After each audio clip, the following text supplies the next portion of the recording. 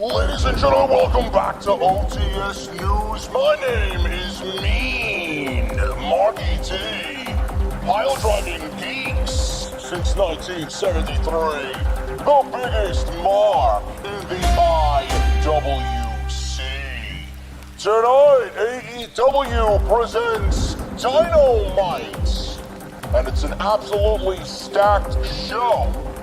Just like how Edgar Estrada has stacked the odds against a certain bitch named Jesse, who is lucky to be a moderator in this chat. If it wasn't for JD from New York considering him a very good friend, he wouldn't even be inside the venue and would be rained on night after night after night. But tonight on Dynamite, Kenny Omega wrestles Matt Sydal in a non-title match. What will Mr. Tony Khan have to say about Kenny Omega, being that he is the one who made this match? Darby Allin defends the TNT Championship against one John Silver. Johnny Hungy. Will he win the TNT title? Many say that they would love to see that, but the odds are probably not. And Jesse's favorite dentist, you guys know who that is. Dr. Brittany Baker, DMT. Jesse, I want you to make sure that it's Dr. Not just Britt, it's Dr. Britt Baker. She has an interview tonight on Dynamite. What will she say following that tremendous unsanctioned lights out match with Jesse's other favorite wrestler, but also she doesn't give a shit because she's gonna pound Jesse's face in one Thunder Rosa. What does Britt Baker have to say tonight on Dynamite? Tonight's special at the bar, ladies and gentlemen, being that FTR and Shawn Spears are in action tonight as well. We will celebrate with a Pinnacle Pilsner. Let me tell you something, man. This one is so cold, you'll be feeling like you're on top of a mountain somewhere in Norway. Believe me. And tonight's side special, ladies and gentlemen, is very basic. It's 4-cheese quesadilla. And I can't understand anything that's going on here with this fucking noise. Goddamn construction, man. Who the fuck knows when this shit's gonna be done? My God, man. JD's got these guys, these clowns coming in here, drilling and fucking poking holes and doing this and that. I can't wait for this goddamn bar to be finished, man. It's crazy. This is not really a safe working environment. Who's gonna eat a goddamn quesadilla with all this noise going on? Who's gonna enjoy a cold beverage with all this noise going on? Huh? Dana? My God! I know it's not your fault, but I'm gonna blame you anyway, because you suck!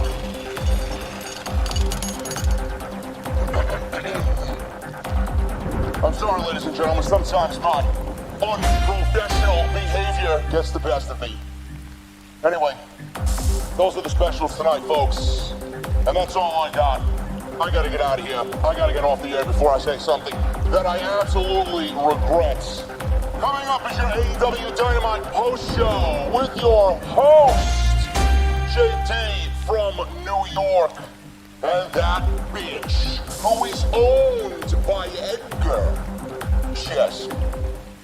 That last message was paid for and sponsored by Edgar Estrada.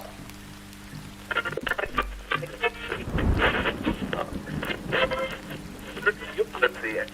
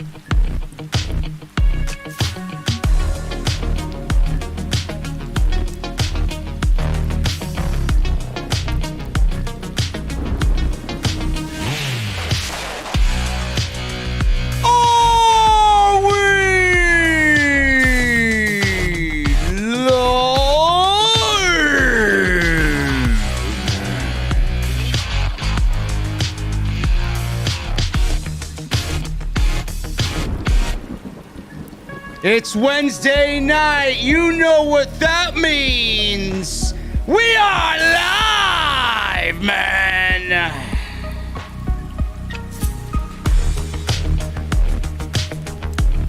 Johnny Hungy going for that TNT Championship against Darby Allin. I could have done without that final segment of the show, though, I'll tell you that. AEW never learns, man. Mr. Khan, boss man, you never learn. Kenny Omega gives the Bucks an ultimatum. And then he got kicked in the face by the Lucha Brothers. And Dr. Britt Baker following up on her fantastic match with Thunder Rosa last week. Britt Baker is finally hitting her stride. Are we looking at the next inevitable AEW Women's Champion? Plus, I got your AEW news and rumors for the week, and we're going to talk Thea Trinidad and Andrade. Are they destined for AEW? All this plus so much more on the only podcast you need on your Wednesday nights in the IWC, the place where we do it right here.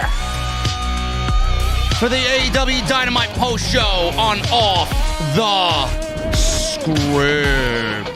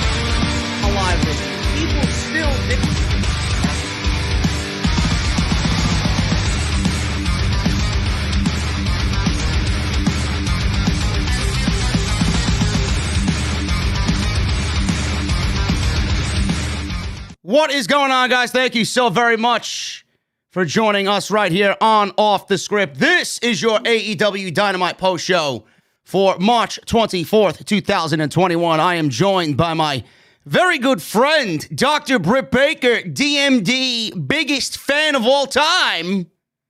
My buddy Jesse, what's going on, man? Not much. How you feel, brother? I'm doing all right, man. You're struggling with a migraine. I just got your text. You're doing all right. Yeah, I'm hang in there, man. I'll be all right. All right, listen, don't let this Cody Rhodes reality series give you a headache, okay? Please, on top of whatever you're dealing with right now. Yeah. I don't know why everybody's still giving me shit, man. I text you more than anybody. Who's been singing Britt Baker's praises more than anybody else, man? Me. Well, outside of you. Edgar.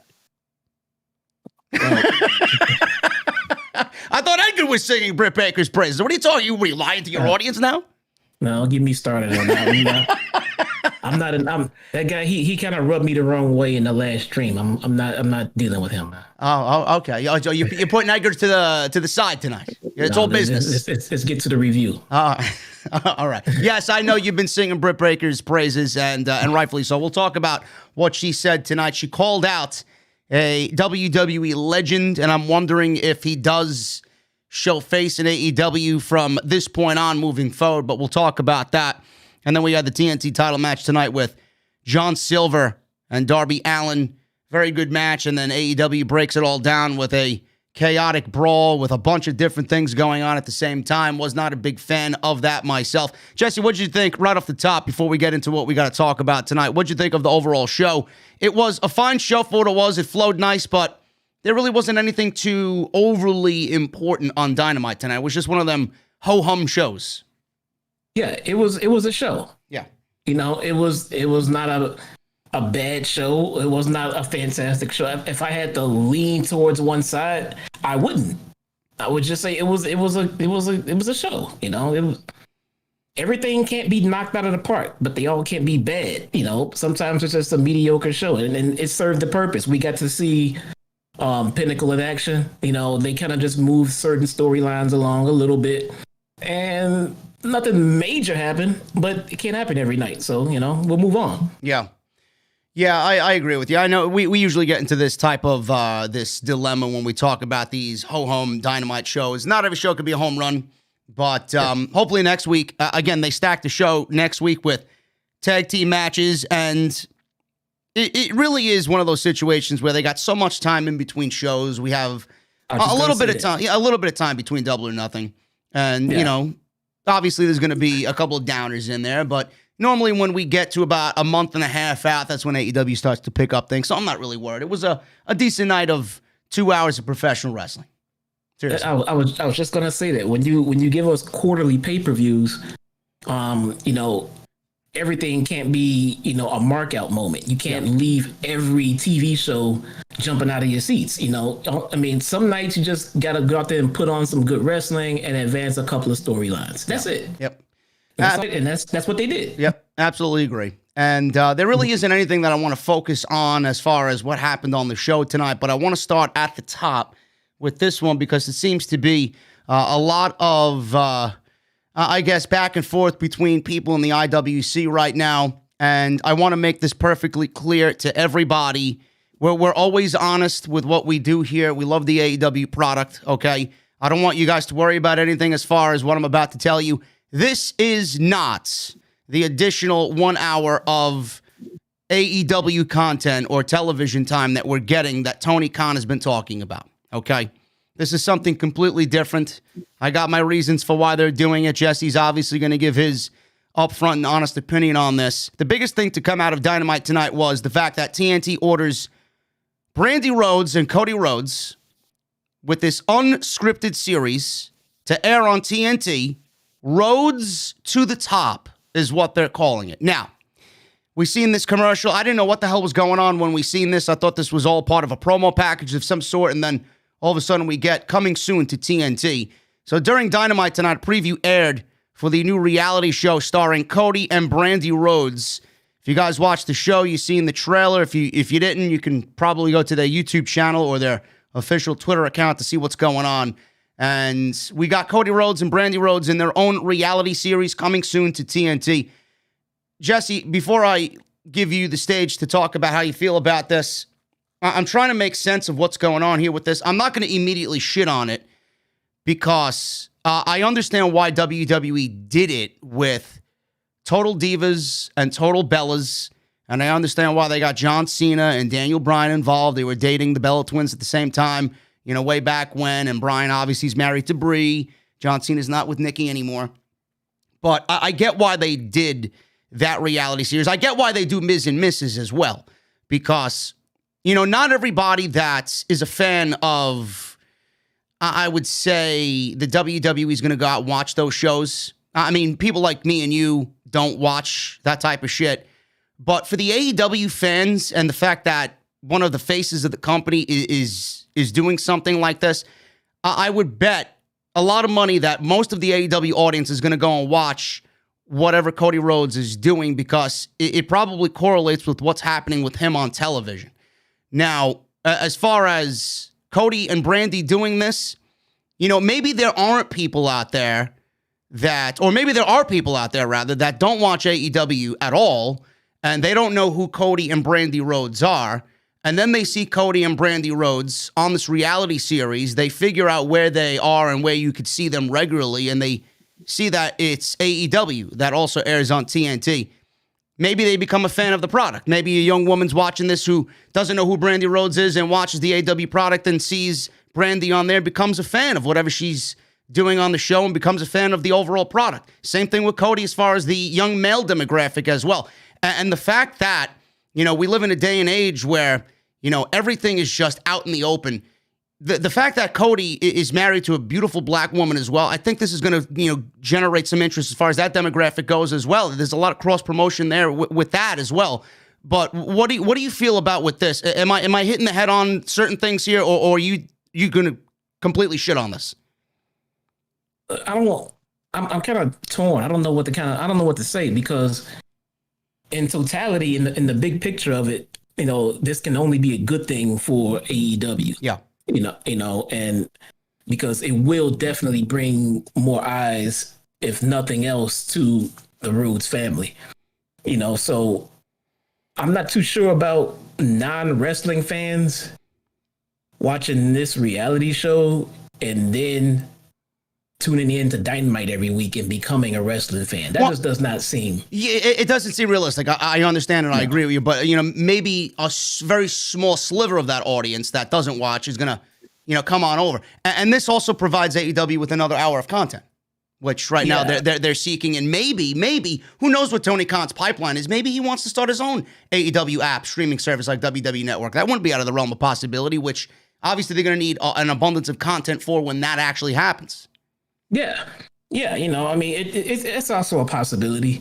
I mean, again, I just can't see anybody not being a wrestling fan. And even if you get a few people that watch the show who are into reality TV, they watch the show and then they want to tune in to Dynamite and see what's going on with these guys, they're not going to stick around and be, AEW Dynamite fans going forward just because they saw them on a reality show.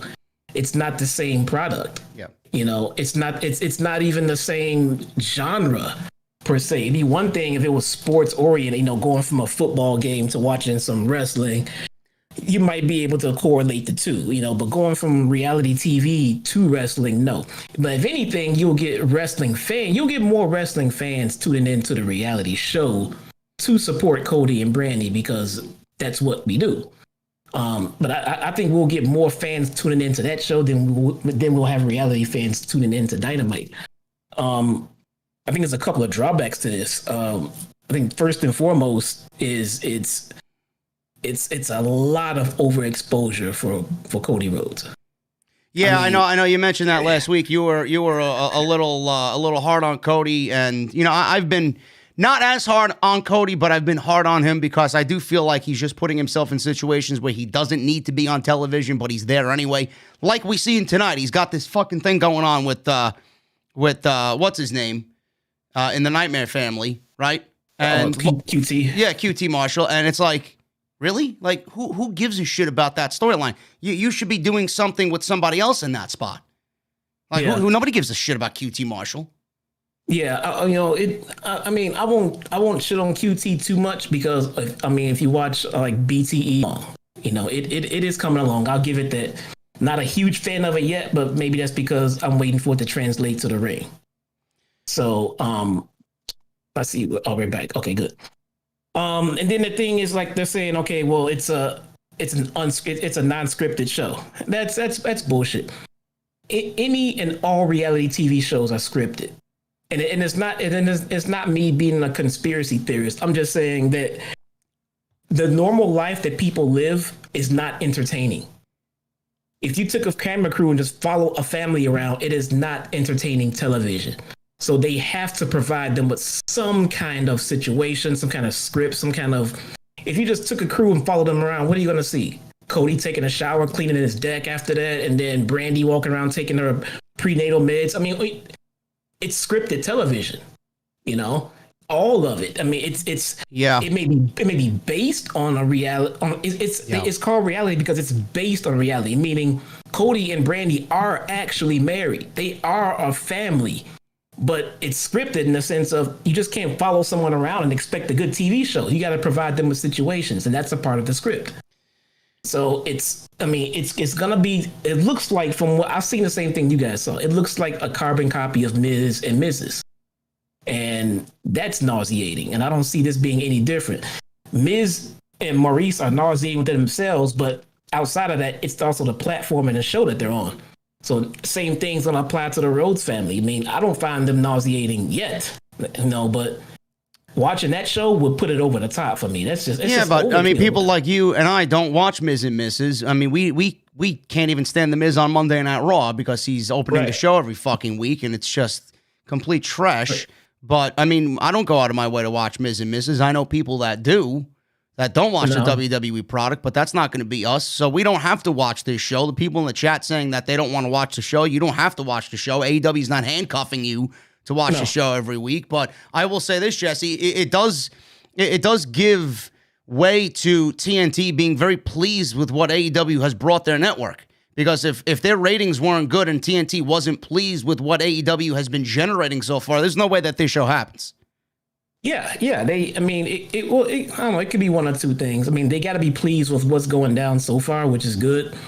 But the flip side of it is TNT has given Tony Khan and AEW everything they've needed. Yeah. Advertising. I mean, extended time on shows. I mean, extra program. They've given them everything they've needed. So I don't know what kind of standards that TNT may have set for AEW, but say if AEW is not meeting the standards that TNT has set for them and everything like that, AEW doesn't have a leg to stand on as far as TNT not backing them. TNT is giving them the world. Yep. And they've given them everything to succeed. I think they're doing awesome. I think they're doing great. And if this move by NXT is true, if it happens, then that success is only going to grow. Where do you see this show going? And being that you mentioned NXT, do you see TNT producing this show to go head to head with NXT on Tuesday nights? That's kind of ridiculous. Like we just said, no wrestling fan is gonna tune into a reality show just because Cody and Brandi are on. But I could see AEW do something kind of snarky like that. Like I don't take them to be petty, but they've not been shy about taking the cheap shots at NXT or whatever WWE does that they find to be outlandish and foolish. I could absolutely see them putting this thing on 1 hour on Tuesday night to go head to head with NXT from 8 to 9 or 9 to 10. Maybe. And if they did, I wouldn't even consider it competition, an act of aggression per se. Because there's only so many nights in the damn week. Yeah. I mean, WWE is cornered Mondays and Fridays, and AEW has Wednesdays. Nobody runs shows on weekends. We're running out of days of the week. Sometimes it's getting to the point where you just got to pick a day and do it. Yeah. I mean, and not to mention there's other programming to consider. I don't think Tony Khan has the ability to say, give me this day in this slot and forget whatever you had there. There may be something more important going on there. TNT runs a lot of NBA games on Tuesdays during the NBA season. What are they going to do then? So I don't know. I mean, we'll see where it goes. I mean, from a fan's perspective of it, though, it doesn't move me at all. I mean, it comes off as more cringe than anything else. Because again, we got the Go Big show. We got Cody's new reality show. We got Cody on TV just putting himself the fuck over every week, man. It's getting to be overkill with this guy. Yeah. I mean, I could see where you're coming from. Do you think we're at a point right now where AEW, and I know you mentioned something that went against what I said a couple weeks ago when I had talked about elevation.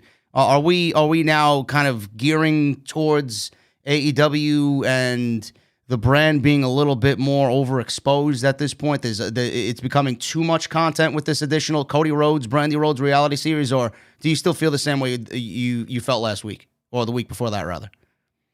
I don't think this new show was going to oversaturate AEW because, like I just said, I mean, if a lot of fans are like me, I'm not going to tune into that show at all. I mean, I don't know.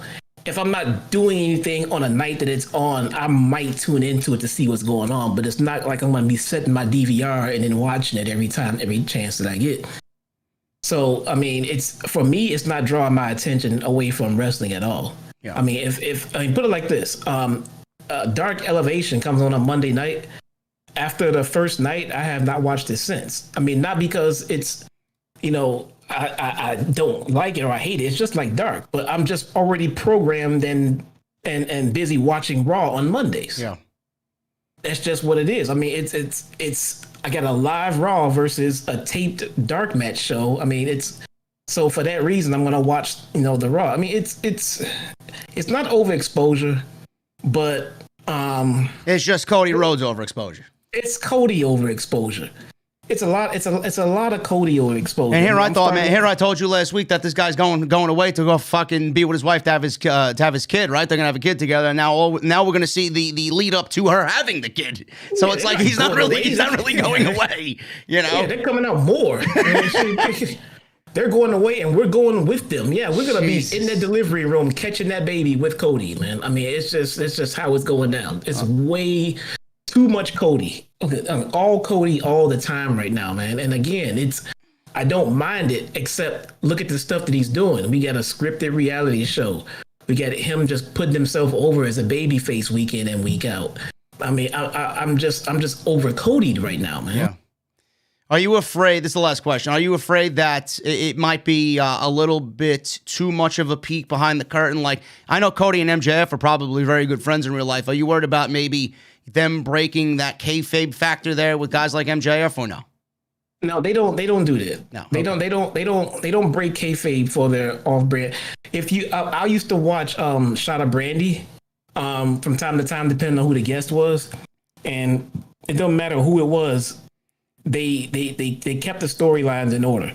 You know, like for instance, who was it? I think it was Lance Archer or something like that. Somebody he had somebody on the show that was a heel and against the Rhodes family, and they explained it. They legit kayfabe explained it, and they said they had a bodyguard on the side to watch Brandi's safety. You know, they keep the kayfabe going, you know, to an extent on shows like this. So that I can appreciate with them. I mean, they do that all the damn time. Yeah. So it may be kind of tongue in cheek done, but at the same time, it'll be done. It'll be covered. You know, they don't just throw shit out of the window like that. You know, but nonetheless, I mean, they're very entertaining people. When it all boils down to it, that's how you get these kind of shows on TV. I mean, if Cody and Brandi are very charismatic, they're funny people, and they have an interesting dynamic. You know, they have a power couple who is a mixed race couple. Mm-hmm.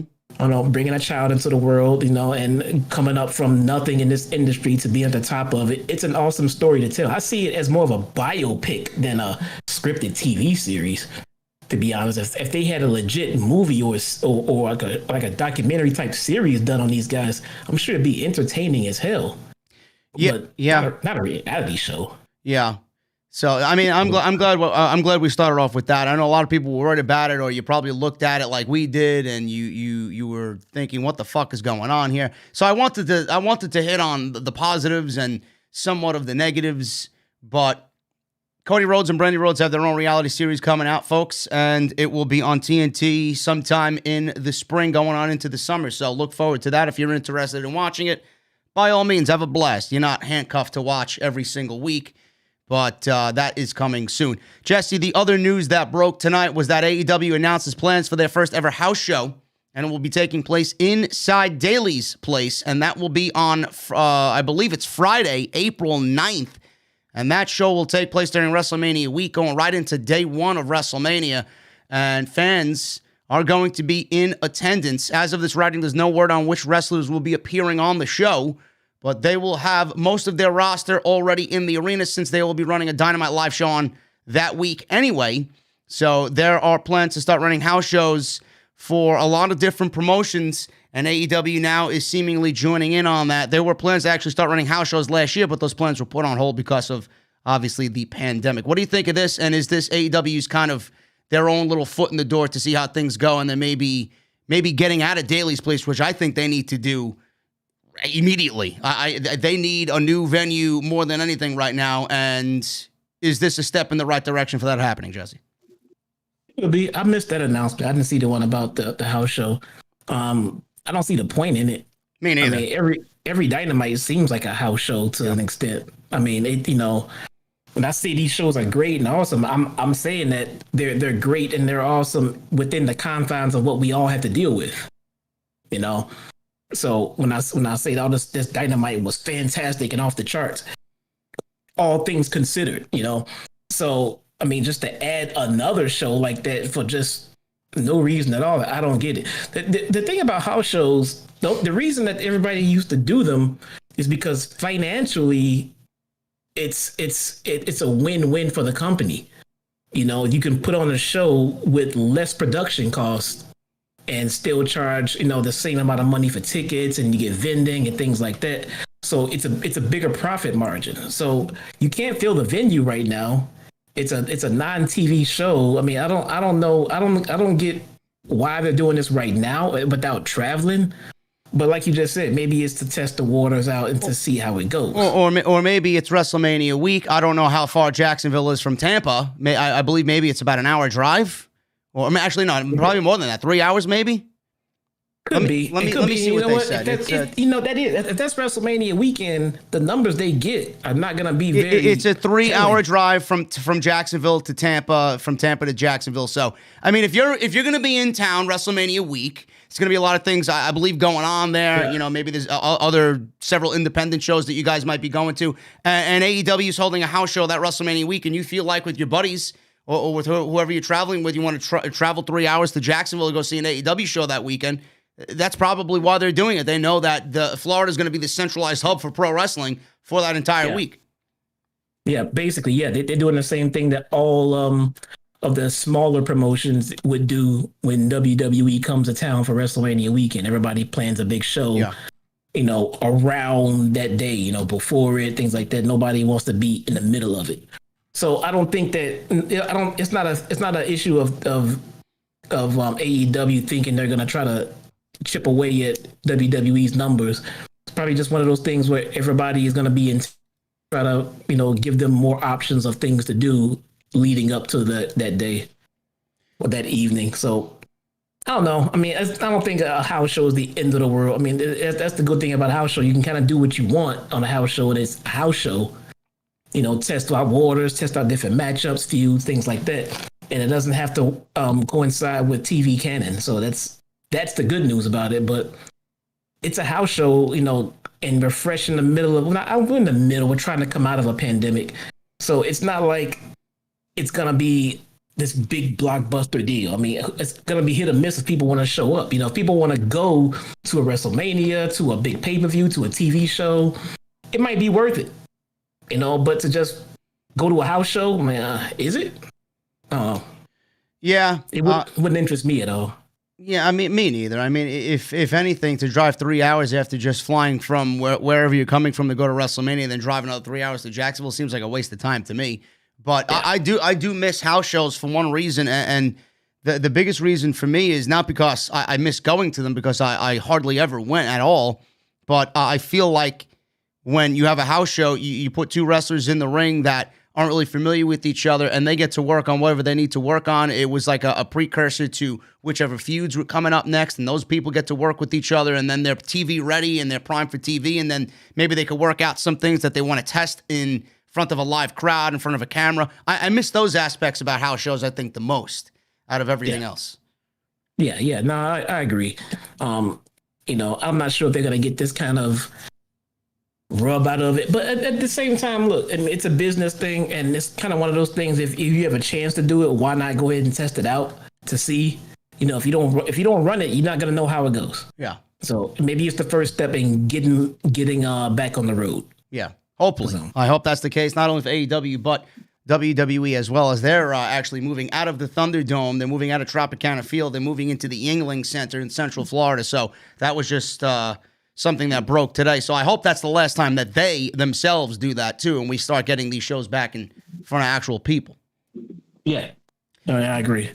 But guys, I appreciate you joining us here on the podcast tonight. We are looking at over 1,200 inside the chat. Thank you very much. Make sure you guys get those likes up. I would appreciate it. Every little bit helps out the channel. We are at 350 right now. Let's try and get to 750 before we get out of here for tonight's post show. Super chats are open, so make sure you guys get them on in. We'll hang out at the end of the show. Anything you want to ask Jesse and I, we will be taking them at the end of the podcast. Make sure you follow us on social media. You see Jesse's right there on the screen. Follow me on Twitter and Instagram at JDfromNY206. Make sure you guys hit that subscribe button down below. Turn on the bell for all notifications as well. We are nearing 122,000 subscribers on YouTube, so I thank you guys very, very much. inside the venue is coming along. I just got my artwork done. We're going to go back and forth on it. I got a sketch of what it's going to look like. It's going to look fantastic. Some revisions need to be made, but I can't wait to share that with you guys. That's coming up in the next couple of weeks. Make sure you guys follow me on Patreon as well. If you guys want to subscribe to the Patreon and support the podcast, patreon.com/JDfromNY206. Make sure you go check out all the other videos that were on the channel. Monday Night Raw was live on Monday. We did the post show here on Off the Script. We got Fastlane from last weekend, Off the Script from last weekend. So anything you guys missed, everything you need is linked down below in the description. And make sure you go and follow and subscribe to Critiques and Connoisseurs on Twitter and on YouTube, man. We got a lot of stuff coming up, and I got a coming preview of Saturday's episode where we talk about the blueprint, Sasha Banks, and what she enjoys to drink. And we're going to go over the most important highlights of her career. And believe me, we did not leave out Bayley, because when you're talking about Sasha, you got to talk about Bayley as well. So no disrespect there at all to Miss Pamela. We both love Bayley here on Off the Script. Isn't that right, Jesse? Absolutely. My role model. There you go. Of course. More than Britt Baker. Here you go. I got to ask. Listen, man, this is what I get paid to do. I got to ask the difficult questions, okay? Hey, man, I know who my role model is, man. Yeah, I know you know. DMD. The three most powerful letters in all pro wrestling, bro. It's not RKO. It's DMD. You know. Anyway, moving on. She's look, man. Save it. Save it. Baker's doing all right. She's doing her thing. Yeah. She's doing her thing. All right, guys. At the top, we got Kenny Omega versus Matt Sydal to start Dynamite tonight. And Kenny Omega actually looked into the camera and said, opening match, Tony, really? Opening match? So he was a little perturbed at that statement. Opening match by Tony Khan. This was made on Elevation. Did you watch that Elevation with Tony Khan coming out and addressing Tony Khan? Tony Khan came out addressing Tony Khan? No, Tony Khan came out addressing Kenny Omega. Oh, no, I don't. I haven't watched Elevation since the premiere show. But they normally upload the segments that Tony Khan do on Impact, and I've been checking those out, and that's why I see that Tony Khan's becoming more of a character now on TV. Yeah, we'll get to that. I want to see what you have to say about this Tony Khan and him leading into this disgruntled figure against Kenny Omega, but we'll get into that. But Kenny Omega and Matt Sydal had a great match here.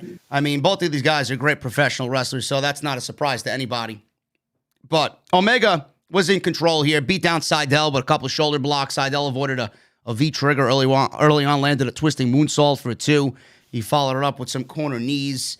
He went to the top rope. Omega tried to counter. It was taken down by a hit scissor, but he immediately popped up and leveled Sydal with a lariat. Sydal sold it very well, flipping inside out. Omega continued to beat down on Sydal with the suplex on the apron. Backbreaker, he went for a powerbomb. Sydal escaped, landed a couple of kicks to at least try for a comeback. He followed up with a top rope Hurricane Rana and a Northern Lights bomb for a 2 count on Omega. He tried for another top rope Rana. Omega escaped and Sydal was sent crashing right down to the mat below. Snapdragon suplex, which nearly took out Sydal. And then we got Omega in control here. Sydal counted a incoming V-trigger. He transitioned into a cradle for a near fall. Roundhouse kick, lightning spiral from Sydal, followed for another close near fall. Sydal went for a Meteora. This was probably one of my favorite spots of the match. Went for a Meteora, but Omega caught him mid-Meteora, held him by the knees, counted it into a buckle bomb, and then another power bomb by Omega. V-trigger. Sydal kicked out right before the 3, so excellent action there. Omega hit another V-trigger. Sydal countered with a move out of the one-winged angel. He reversed the one-winged angel, reversed it into a Hurricane Rana, and then he set up for the shooting star press, but Omega kicked the rope, so he kind of no-sold the reverse Rana, which looked ridiculous in my eyes. I mean, how could somebody sell a reverse Rana by being planted on the head? But Omega did it. He got up, he hit the ropes, he knocked Sydal off the top rope, and that bought him some time. Omega crushed Sydal with a V-trigger right on the top rope. And then Sydal again, he wasn't going down easy, landed a victory roll for what I thought was a fucking 3 count. Holy shit, this was close. Omega had enough. He was angry at this point, hit another V-trigger, went right for the one-winged angel, and that was it for the win. Excellent match, Jesse. And Omega obviously would win. They were really bragging it up and hyping it up that Sydal could win and beat Omega and get a championship match. This is an eliminator match. Listen, not happening. Omega's not losing any matches at all. Tony Khan would never allow that to happen. But as far as Omega goes and Tony Khan, I know you said something about Tony Khan on Impact and him kind of molding himself into this authority figure. You said that you may think that they are leaning towards of a McMahon-Austin type thing with Khan and Omega. Is that what you're feeling there? It looks like they're planting the seeds. Yeah. I saw an interview where the last one they just did with Callis and Kenny get pissed and walked out of the interview on Khan, and Khan looked, he's mad about it and said, "Oh, don't worry, he's gonna be there anyway." I mean, it looks like they're planting the seeds for it. It looks like they're getting ready to go full blown McMahon Austin with Kenny and Khan. It appears that way. So I don't know. I don't know what I think about that. I remember when Khan said he was gonna not be an on-screen personality. I mean, I know things change. I get it, but I don't know if I want to see a rehash of boss versus top star. So, we'll see. I could be wrong. McMahon was a heel. Right now, Khan's coming off as a babyface owner. We'll see where it goes, but I'm not sure if I'm digging that dynamic just yet. Yeah, it's something that's interesting, but I don't see it happening right now. I would rather see what happens with this Omega storyline and what he does. Maybe he gets so big to a point where his ego is so out of control, he's going to win possibly the Impact Championship. I know you and I think he should. Somebody has to win that match. He holds both of those world championships. Maybe he does the New Japan thing. Maybe he just gets so overblown ego-wise. Then Tony Khan steps in. But it's all about, placing the building blocks where they need to be. And then Tony Khan maybe comes in when the time is right. Yeah. It could be. And you know what? And now looking at the dynamic they have, they've clearly shifted Moxley to the tag division with his buddy. Who else is left for Kenny at the top right now? Nobody. So when they get done with this Impact thing and Page, they mentioned Page possibly gathering some wins together and going after Omega in the World Championship. They did mention that on commentary tonight. Maybe, but as we see right now, he's clearly still bottled up with the Dark Order. Yep. So as it stands right now, immediately, if Moxley has been put, with Kingston, I don't see anybody as Kenny's number one premier, opponent right now. So, which is exactly what it was when they started feuding Austin and McMahon. There was pretty much nobody else to put in the main event picture. They put McMahon there, who then started using different catalysts to go out there and be a proxy for him in matches with Austin, and he was just on the side of the ring, making the matches more interesting, and then continuing their feud. When you put the owner in that spot, him handpicking someone to go do a match for him kind of makes it a main event dynamic, which is what McMahon used. The dynamic he used when him and Austin were on top. So maybe Khan being an on-screen personality could produce top contenders for Kenny. Maybe. Yeah, I mean, we got Christian waiting. I know that's been teased. Page was teased tonight just by him beating Cezar Bononi, which we'll get into in a second. Obviously, Rich Swann. Somebody told me today that Sami Callihan teased maybe throwing himself into the Rich Swann situation because they had a battle not too long ago on Impact on pay-per-view. So maybe we see some Impact talent come over and start feuding with Kenny Omega, which in my eyes doesn't really bode well for the AEW roster and who they have at the top, that you got to go and use Impact wrestlers to go find competitors for Kenny Omega. But that's another story for a different day. But it is. I mean, but as we just said, that he doesn't have any contenders. I just thought about it for a second.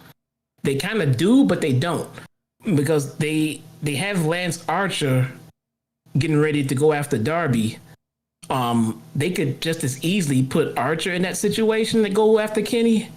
But I actually like that they're not. I like that they're starting him at the mid-card title and working him up. Yeah, I was going to say that it's in my notes. I definitely, we're on the same wavelength there. I think, let's get into it. Hangman Page here, Cezar Bononi. Hangman wins in about 2 minutes. This was not really much of anything here. This was a suplex, clothesline, and buckshot lariat for Mr. Page. Bononi got some offense at ringside, but he didn't do much to Page, and Page wins in 2 minutes. But before we even get into what we want to talk about with Page, thoughts and prayers go out to Cezar Bononi and his wife. He tweeted something out about his wife on Twitter, and I want to read this to you guys if you can. Any help towards him would probably be appreciated. Retweet it, do whatever you got to do. I usually don't do this, he says, but desperate times need desperate action. Oh, his sister-in-law, I'm sorry. My sister-in-law is a match for my wife's leukemia's treatment, okay? So it's sister-in-law and his wife. Okay. Yeah, wife's leukemia treatment. Without a bone marrow transplant, there is 80% chance of this disease coming back. Brazil's health system is overloaded because of COVID, and they are not able to withdraw her bone marrow and send it here before April 27th. The doctor said that my wife needs a transplant by the 1st of April. We applied for an emergency visa, and they did not accept the request for interview. We tried to call the U.S. Embassy in Brazil, but they said that they cannot help. If somebody somehow can help, my family will truly appreciate it. God bless you all. And he actually did get some help for this situation. Tom Crawford Chapman is an American diplomat serving as the United States ambassador to Brazil. He actually saw Bononi's message, and he sent out a reply to Bononi's tweet, instructing him to contact them as soon as possible. He says, and I quote, Cezar, please have someone contact the U.S. Embassy at whatever email he provided, and then please with more information about the situation so we can see if there's a way we can help you as quick as we can. And then obviously yes. we didn't know what happened there. Bononi, replied to him doing it right now, so he must have emailed them. So there may be some peace there heading towards Bononi's way. So that's awesome to see. That's what I love about Twitter. The Twitter, well, one of the few things. Fans. Yeah. This is what I love about pro wrestling fans. Most of the talent gives a shit for the crap that we do give them on social media, and I get it when we are assholes most of the time. Yep.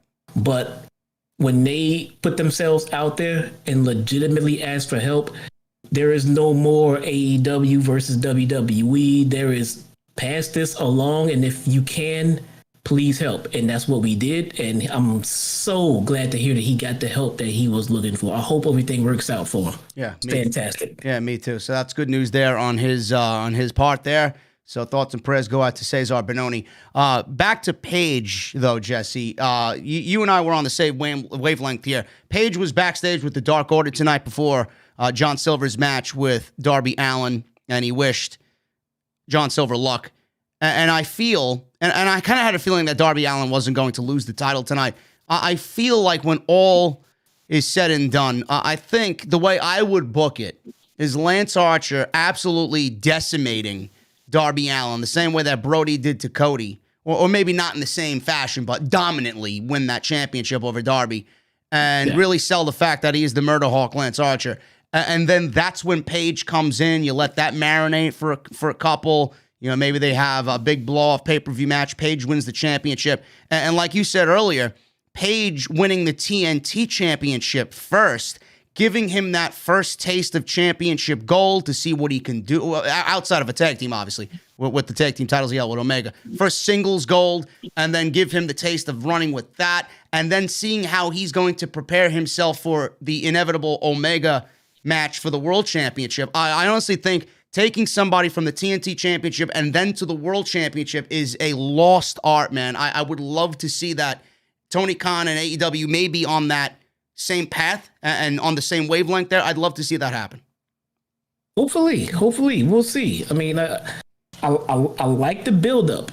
I like, especially with Hangman, I like how they already started him off in this company, and they kind of just gave us a prelude of him at the top, and they brought him back down. And now they're gonna raise him back up, and they're doing the same thing with Archer. They're gonna raise him up in the slow, steady pace. I think they may have changed their mind or shifted their direction where they want to go with Lance Archer, because you saw the babyface curve he was taking, and now it kind of seems like they kind of shifted before that got into full-fledged, and it's like it's starting to come back to heel. So they might have plans for him down the road as a heel. Maybe eventually when Kenny loses that title to a babyface, then maybe Archer's hanging there in the wings as the top heel to come and take on that babyface. Who knows? Yeah, I can see that. I can see that. I mean, I like where it gives us a fresh heel on top if they want to rotate Kenny into something else. I'm getting ahead of myself with Archer, but I hope that's where they're going with him. Because like I said, I was not feeling the babyface turn. I wasn't liking him with Jake. And then the more he talked, even if he goes back to heel, I still don't think he needs Jake anymore now. The guy is fucking great on the mic. Yeah, we'll see what happens with that. I mean, Jake wasn't with him in the promo that he cut tonight, which we'll get to in a second. But as far as Archer and him probably beating Darby Allin for that TNT Championship, you got to have it in the back of your mind. Who is there on that roster in contention right now, on that roster actively there every week, that would even legitimately match up well and be a believable opponent for Lance Archer? There really isn't anybody that jumps off the top of your head as far as a babyface goes. Page is the one guy that jumps right off the page. Hey, maybe he could be the one that hangs with Archer and takes him down. Yeah. Big man versus big man. Yeah, and I think they'd have a fantastic match. We were talking about fucking, Page versus Brody. When Brody was TNT champion. Now we're here talking about Lance Archer, the other great big man on AEW's roster, mixing it up with Page. Those are dynamics that I'd love to see. It's so unfortunate that we're not going to be able to get Brody and Hangman, but now we got Hangman and potentially Lance Archer. I mean, that's fucking music to my ears, man. I think we are in the midst of the rise of a star, which I love. Yeah. You guys give me shit about Britt Baker, but I love how far she's gone from how terrible she was to how fantastic she is now. It's not like she was kind of sucky and she got a little better. I think she was just the most cringiest shit I've seen in the women's division. And she's gone from that to the best thing in the women's division. And that's fucking incredible, especially in the amount of time that she's done it.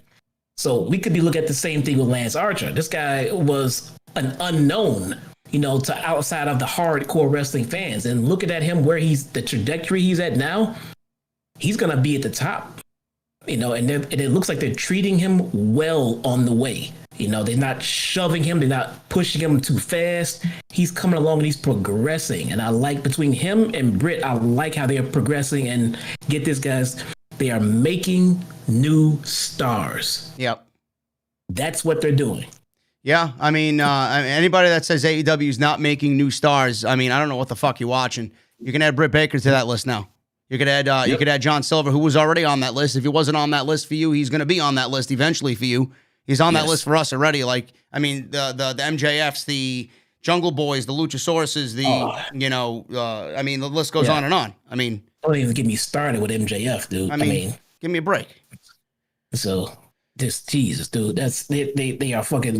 They're doing it, and it's a slow burn. And for people saying they're not stars yet, of course not. It's a slow burn. They may not be household names, but they're stars, and they hold value for AEW. And when people start filtering into these venues, Jesse, and AEW gets back onto, who do you think they're going to be paying to see? Everybody that we just mentioned. Exactly. This is how you do it. Every Stone Cold Steve Austin, every Rock, all of them were a Stunning Steve or Rocky Maivia, and they were terrible.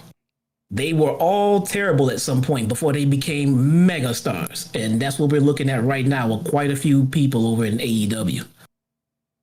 Yeah, I absolutely agree. You got to start somewhere.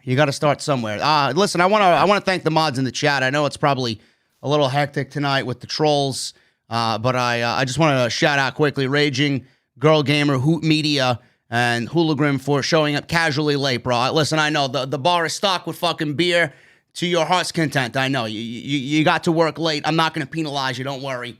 But I want to thank the mods and my boy Edgar as well. He's there, bro. Listen, Edgar, you got that wrench, man. Use it.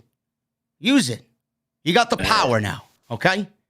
Edgar kind of. Edgar's got the power. He kind of. I think he took this shit a little too fucking extreme. He kind of rubbed me the wrong way last week, man. Let's not forget a meet and greet could happen, Edgar. I'm just like fuck you up. Oh, Jesus Christ! I'll make sure when I'm there, I'll bring a fucking referee. Okay. Relax.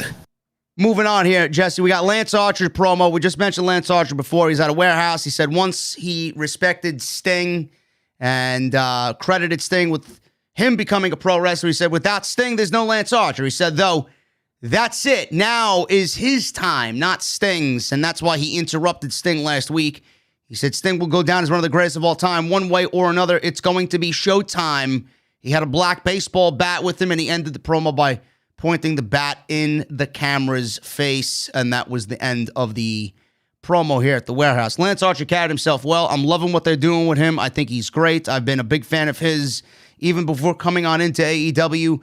Loving what they're doing with him now. I hope that we see him just continue to trend up because he's been in the middle of things and he hasn't really gotten over that speed bump. But now I feel like this is the time. TNT Championship is Lance Archer's got to be. It's got to be. It's his time. But even Darby himself came out and said it the other day. He's like he's not defending it. He's not doing shit with it, and he wants to do more with it. So. Maybe he threw himself in the line of fire, though. We'll see. Yeah, we'll see. I'm excited to see where they go. I don't know when that match may be happening, but maybe they save it for Double or Nothing, and we get Archer versus Darby at Double or Nothing, which would be a fine pay-per-view match for that TNT Championship. Moving on, we got Britt Baker. They showed Thunder Rosa's post-match interview last week, which was very heartfelt. All the emotion that was coming out of Thunder Rosa was raw and genuine. I urge you guys to go watch that on AEW's YouTube channel. It was exclusive to the YouTube channel. They show parts of that tonight. Shivani then interviewed Britt Baker on the stage. Britt Baker, Dr. DMD Britt Baker. She said she deserves a round of applause after having one of the best matches ever on Dynamite. They actually came out and booed Britt Baker. Awesome. Which was kind of surprising. I mean, I love to see it, Jesse. I know you love to see it too. That means Britt is doing her fucking job. That's awesome. Yeah. That is awesome. Yeah, no cheers for Britt Baker. You can appreciate her on social media, but when you get to the venue, you boo Britt Baker.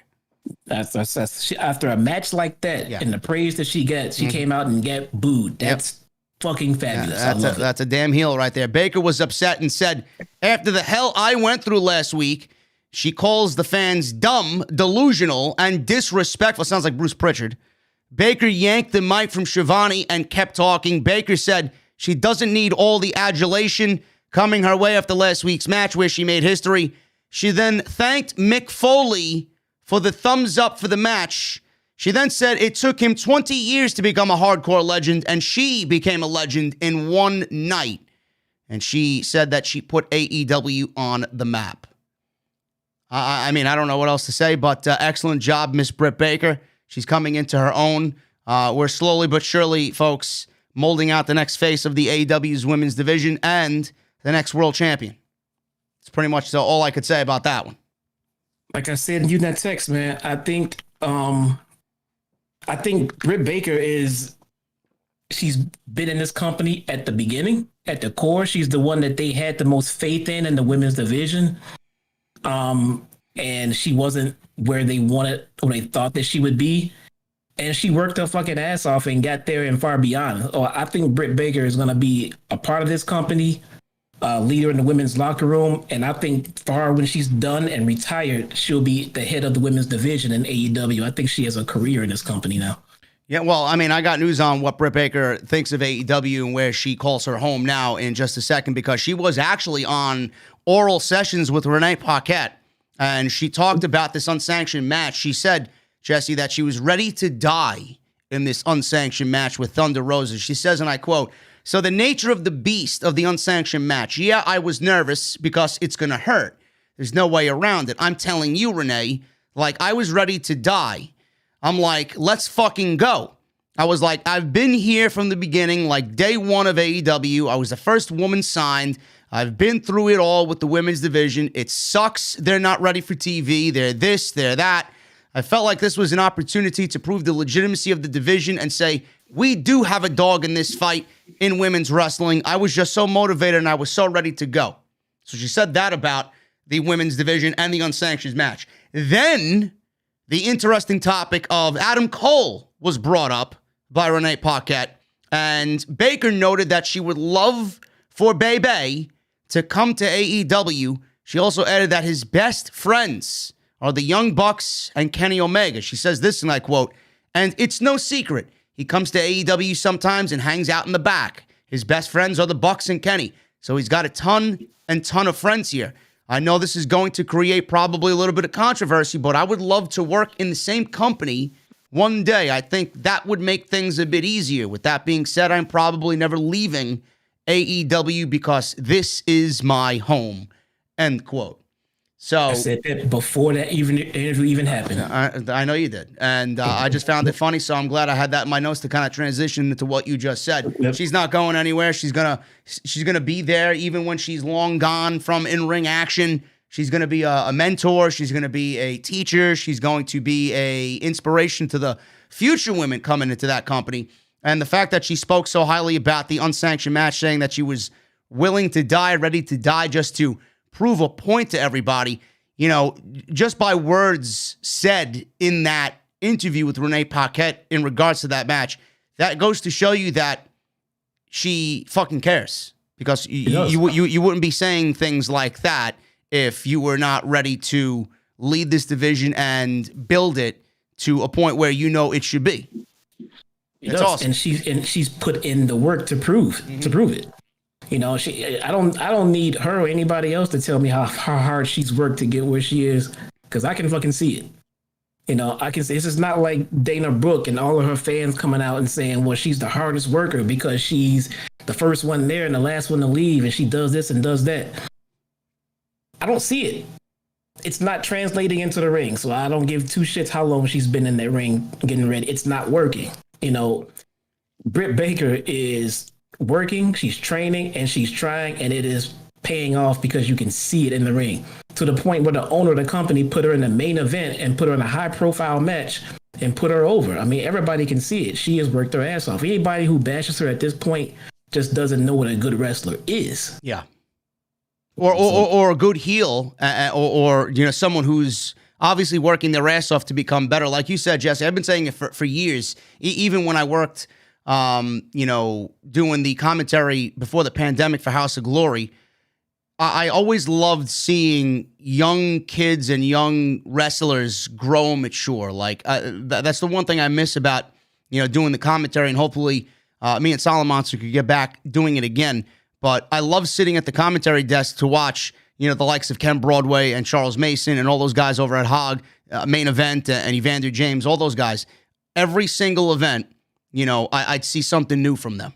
And I loved watching them evolve. I loved watching them grow. And even as a fan, watching something like that happen to Britt Baker, or it doesn't have to be Britt Baker, it could be anybody else. Tay Conti is growing slowly but surely. She's another one that's coming into her own.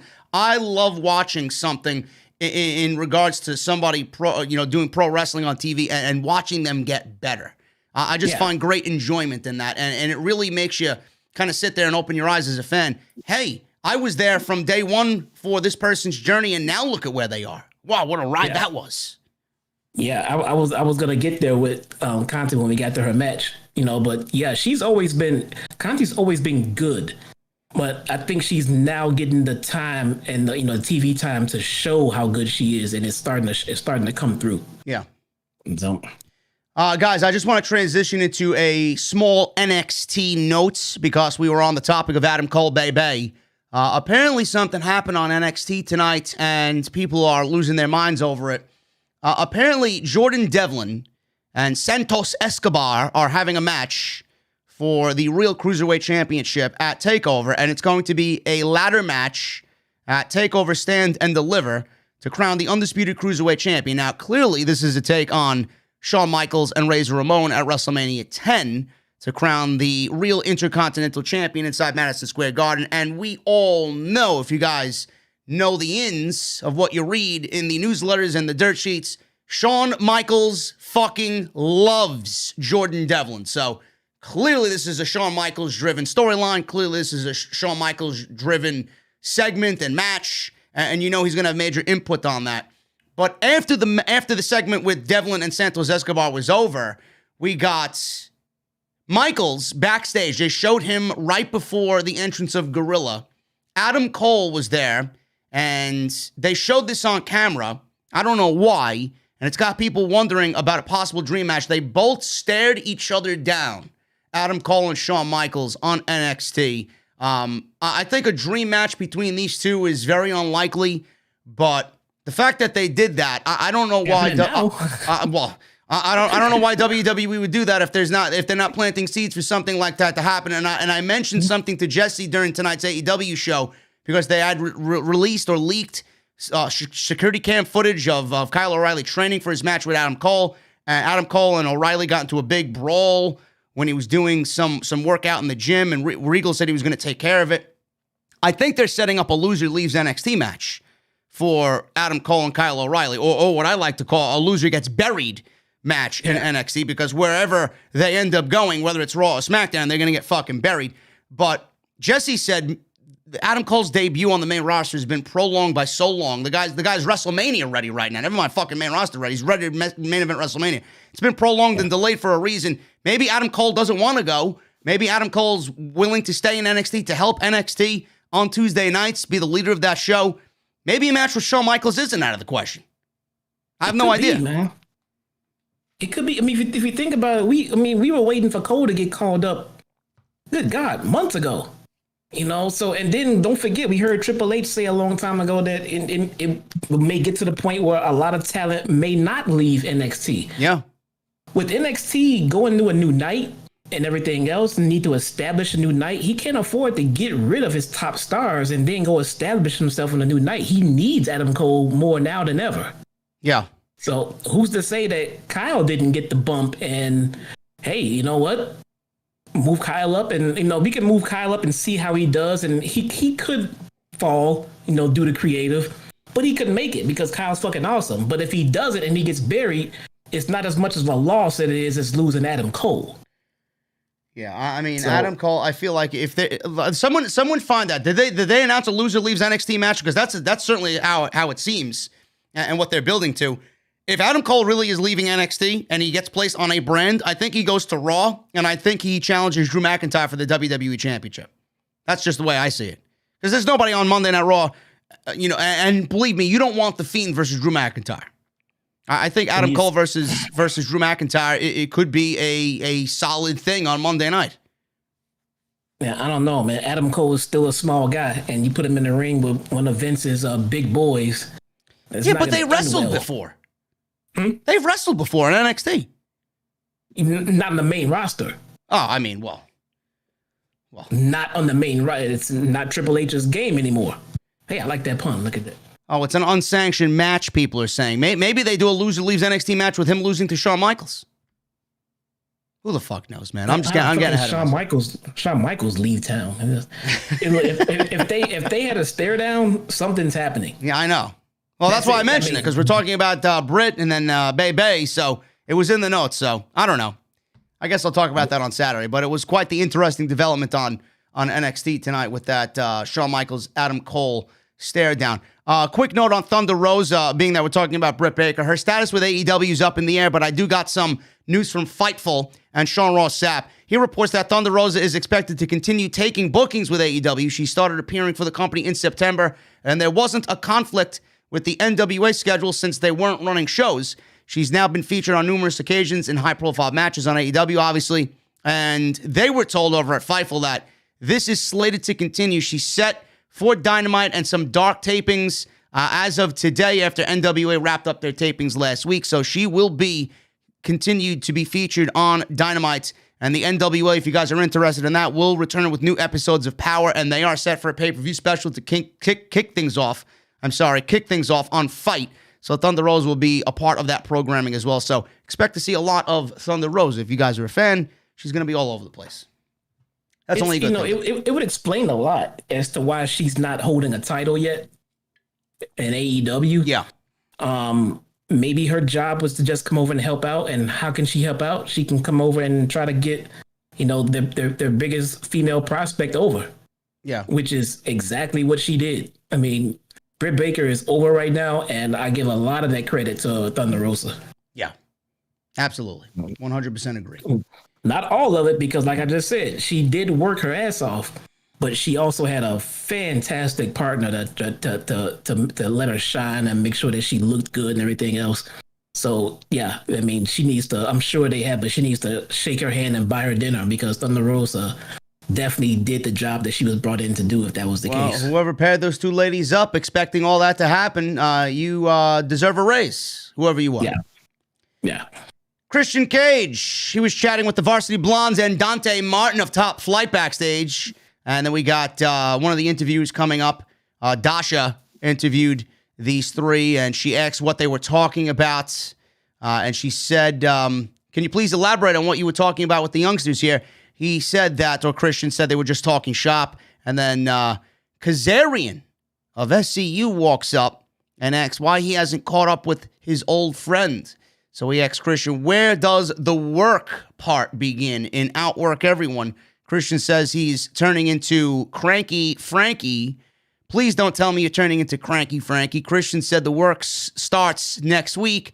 And as of right now, he doesn't have an opponent. So if he is free, if you want to step up and fight, let's do it next week. Kaz says he's on. So it'll be great to see these two in the ring. They haven't been in a ring for, I think I've seen somewhere online since 2007, if I'm not mistaken.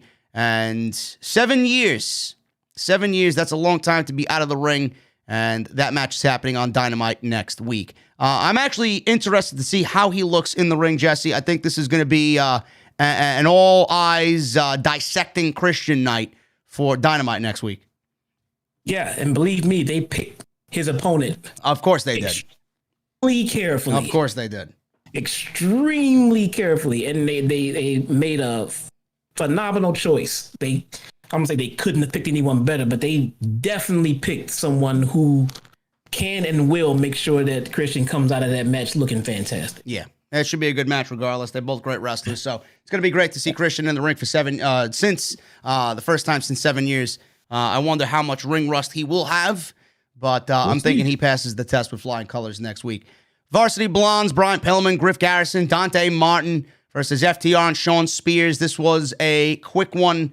This is the Pinnacle on Dynamite, and we got Martin and the Blondes. They look for dives early on. Wardlow stepped in between as the Pinnacle regrouped. We went to commercial break. During the break, the Pinnacle regained control with some offense on the floor. Tully got involved to really kind of swing it in their direction. Harwood cut off a comeback from Martin with a major brain buster, and then Spears hit the C4 for the win pretty quick for the Pinnacle here on Dynamite. After the match, Wardlow hit his corner turnbuckle drop finish on Griff Garrison. So then Tony Schiavone, he gets into the ring, and he was looking to interview the Pinnacle. And with Wardlow attacking Brian Pillman Jr., MJF smiled. Schiavone then put the microphone in Cash Wheeler's face. Cash said the Pinnacle isn't just a name or a group, it's just a family. He says he doesn't have a wife or kids, but he will die for these men. Dax then told Santana and Ortiz that AEW isn't a comedy show, it's a wrestling show, and they have to find out where they stand against men like them. MJF then told Jericho he's kind of confused because he thought he tried to come break down the walls, but the only thing he's breaking are his chairs that he sits on. LOL. He told him to grab all his boys and come out here right now. Oh, that's right. You won't do that because you're terrified of all of us. Then Schiavone got in MJF's face, which was funny, and said that, you guys hurt them a couple weeks ago. You know full and well that they're not going to be out here. And MJF got in Schiavone's face and said, would you like to repeat that, Mr. Schiavone? So Schiavone then quieted down. MJF thanked them for the gift of silence, or thanked him for the gift of silence. MJF said, when you're in the Pinnacle, you're always on the top. And then they stacked their hands in formation in the middle of the ring as if they were climbing a mountain. So that's their new, I guess, hand gesture for the Pinnacle stable. This was great. And I love that FTR called out the boys in Proud and Powerful, Santana and Ortiz, because you know full and well that those two guys are going to come looking for blood. And this may be a turning point to what a lot of people want to see. They want to see them, the way that they were in Impact, when they were feuding with the Lucha Brothers. And I think, Jesse, this is going to turn the Proud and Powerful guys onto FTR. This is going to be, I'm looking forward to this so much because I love both of these teams. I love tag team wrestling. You put two teams like that in the ring, you're going to get me excited. This is going to be a turning point for Santana Ortiz. We're going to see bloodthirsty fucking Santana Ortiz, and that's the best Santana Ortiz. Good, yeah. No, I agree. They're going to go into this feud. They'll come out on top at the end of the entire feud, and hopefully they'll go on into the tag title picture. And I don't see anything stopping them from getting to the top. Nothing at all. There's a lot of fantastic tag teams, but in the list of teams that deserve it and no matter when they deserve it, Proud and Powerful should be up there. They're too good of a tag team, to not have tasted tag gold yet in AEW. Yeah, they're going to get there. There's no doubt in my mind they're going to get there. So they are way too good for that. So I think the Bucks are in a mindset of putting over another tag team and everything like that. I think they're holding the titles because of us, because the fans complained about it, because I don't think they were in the mindset of walking around carrying the titles and putting themselves over. But things weren't unfolding the way they wanted. Put the titles on themselves, turn it into a big storyline. I think they can go ahead and drop them when they're ready, and the team that beats them will definitely get a nice little rub for it. Oh yeah, absolutely agree. Moving on here with Team Taz, they sent AEW viewers at home a message. He said that there are conspiracy theories, that there are problems between all of them, but there are no problems. Said Brian Cage apologized directly to Ricky Starks for singling him out last week. Also apologized to the whole group for praising Sting when Cage was the only one to come up to Sting face-to-face and said that he respects him after the street fight. Cage's body language and facial expressions here, Jesse, suggested that he was not on board with all the bullshit Taz was spewing here in this segment. Taz asked everyone in the group if they are okay. Everyone said yes, except Cage. He paused and then said, and I quote, "Who better?" And that's the way the segment ended. Is there trouble in paradise here? Is Cage on his way out of Team Taz? It looks like he is, unless they change their mind and, go a different way down the road. Looks like he is. I think it's too soon, but that's just me. I remember, a time when, not too long ago when we had people like Wardlow and Archer and Cage, and we bottled them all into one. They had a bunch of, big muscle bound guys that all seem the same. Well, Lance Archer's kind of separated himself from that pack. Wardlow and Cage, unfortunately, I think are still kind of in that lower level, big guy, monotonous circle. I don't know what they're doing with Wardlow. He has nothing on the horizon except maybe a Hager. Yeah. But nothing really outside of just being the henchman of the group. Maybe it's just not his time yet. I get it. Cage, it looks like they're trying to do something with him now, which I guess is, fine. But I just think it's too soon. I think he was doing well with Taz. I think he should stay with Taz a little bit longer. But we'll see. We will see. I don't know. But Wardlow, I would like to see him do more, but I think that falls. I think Wardlow just falls under everybody can't get pushed at one time type deal. And he is still doing something significant. So it looks like with those three guys that we said that were all kind of just bottled up and looking the same, they're starting to do things with them now. Archer is coming through. I think Cage is too soon, at least to break off as a babyface. I think he kind of drowns. I'm kind of getting the Scorpio Sky feel when he left and stayed babyface, and they had to do something drastic because it wasn't working, Yeah, which is kind of sad because Brian Cage is so multifaceted in his ability. I mean, he could pretty much do it all. He's a big guy. Obviously, he's fucking built like a house, but he could also wrestle very well, and he's very athletic.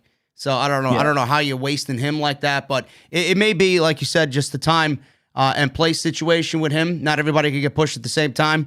And I'm confident that a lot of people in AEW know what they have in Brian Cage. I don't think he's going anywhere. So just wait it out, and eventually he'll get his time. Yeah, I think so. I think he'll be fine. I could be wrong about this face turn possible face turn in the run, but it doesn't look like he's gonna flourish too well without Taz or a fantastic mouthpiece. Yeah. That I do agree with. Yes. So, we'll see. QT Marshall. Apparently, QT Marshall is getting a lot of TV time as of late. I don't really see how this is going to pay off for AEW in the end, but Marshall comes out. Shivani's interviewing him, says he's frustrated. He said people think he's out there because of Cody. I don't think anybody's thinking anything about QT Marshall, but he's thinking people are thinking he's out there because of Cody. So he pointed at his wife in the crowd, says he's known her since he was 8 years old. He said she's smiling because he's living his dream. And then in terms of doing actual work other than Tony Khan, nobody has done more work than him. He said he knows that they have thrown him in some situations. They've thrown him some bones. And he said he had some pay-per-view appearances and he won the first ever bunkhouse match in Dynamite history. He said there's stuff that they don't see, like making sure Cody's coffee is hot or his T-shirt is cut the right way. So at this point, I'm thinking, oh, so you're Cody Rhodes' runner. You're his little bitch at this point, is what I'm getting. He said after the show, he'll be working on, whatever he's got to work on, and his wife will be sleeping alone, whereas Cody will be in bed with his wife. He said his frustrations are warranted because he realizes recently no matter what he accomplishes, there will be an asterisk next to his name that says Cody's friend. So the audience started chanting Cody's friend. Of course they did. Marshall said he's not denying that. He said the only way for him to get out of Cody's shadow is to have themselves an exhibition. He said that will be his chance to show he can hang with Cody. And he doesn't have the power to make Cody come out here and agree with it. He said he won't go out there and continue taking meaningless bumps and jeopardize his life after his career is over if it has to be in Cody's shadow. So Cody walked out with his arm in a sling. And Cody said his heart is not into this. He understands his anger. He said, therefore, he will accommodate him. He said, Arn Anderson will be the special guest referee of this exhibition. He says he's got a reputation and a name to uphold. He vowed to not hurt Marshall. He said if he puts the figure 4 or crossroads on him, he will back away and he will not keep the hold on. He will not go all out like he usually does. He said when AEW had blossoming success, it made some people jealous and angry that Cody was a big part of that. He said in a business full of acquaintances, Marshall has become a friend. And then Cody said, listen, you may be my best friend. And then the crowd started to chant Cody's friend again. And he said he will give QT Marshall the exhibition that he wants. And that's it. They shook hands, and Cody's arm was in a sling. And I don't know how this is going to pay off for AEW as far as TV time being invested into QT Marshall, Jesse. But, I mean, I feel like this spot could be given to someone so much better than a QT Marshall. This seems like it's just a waste of time in my eyes. Like, I'm interested to see where it goes, but I'm not, like, invested in it. No, I think Cody's gonna win. Believe it or not. Really? I was thinking that he would lose. Oh, I'm sure Cody will win again. I mean, he didn't lose to Penta, but I'm like, maybe QT Marshall's got to get the victory over Cody. Yeah, it's already fucked up. So what, are you gonna beat Penta and then lose to fucking QT Marshall? No, listen, man. You know what I see from this? Cody came off in a way where, he said all the right things to QT Marshall, but underneath that, I honestly see some heelish dick coming out of him. Like, I feel like he's going to get the figure 4 on QT Marshall and then teach QT Marshall a lesson and not let it go. I think he's going to do the opposite of what he told QT Marshall. Look, man, there's no way in hell that Cody is out there with his pregnant wife trying to be a fucking heel. There's just no way. If he just sounds like a dick, it's because he's just being a dick, I guess. But he has too much baby face around him to try to pretend he's trying to go heelish at this point. You can't be out there with your pregnant wife doing all that shit. So he's gonna continue down the baby face road. He's gonna beat QT Marshall, who is clearly a heel, and I don't know why. I don't care that he beats QT Marshall. To be honest, it doesn't stop anything. But at the same time, like I said, I'm getting tired of seeing this guy coming out and winning every week. It just feels like he's just putting himself over for no reason. For no reason. Well, clearly he's selling an injury. He's in a fucking sling. So why is he agreeing to a match? He comes out in a sling, agrees to a match, terms of the match, everything about the match, referee, all this shit. Nobody said shit about this man's arms in a fucking sling.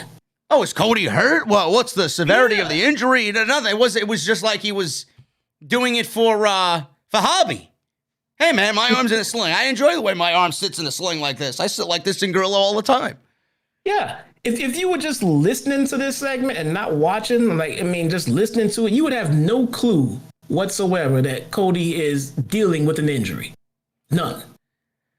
Absolutely none. I mean, so he's going into a match, with stakes and this and that and things on the line and getting heated and everything else. Arm in a sling, and they're just going to pretend like it's not. He at least could have said, well, yeah, I'm hurt now, but I'll be better by next week. No, nothing's going on. I got my coat, my pants, my shoes, my sling. What? Everything's fucking fine. I don't know, man. I wish this spot was given to somebody else. It feels like there's no context behind it. Like, what is the point? Where is it going? What is it going to do? What is the end goal here? What are you trying to accomplish? That's the one thing I don't understand. What are you trying to accomplish with this storyline? Are you trying to get QT Marshall over? Is he going to be a regular on TV?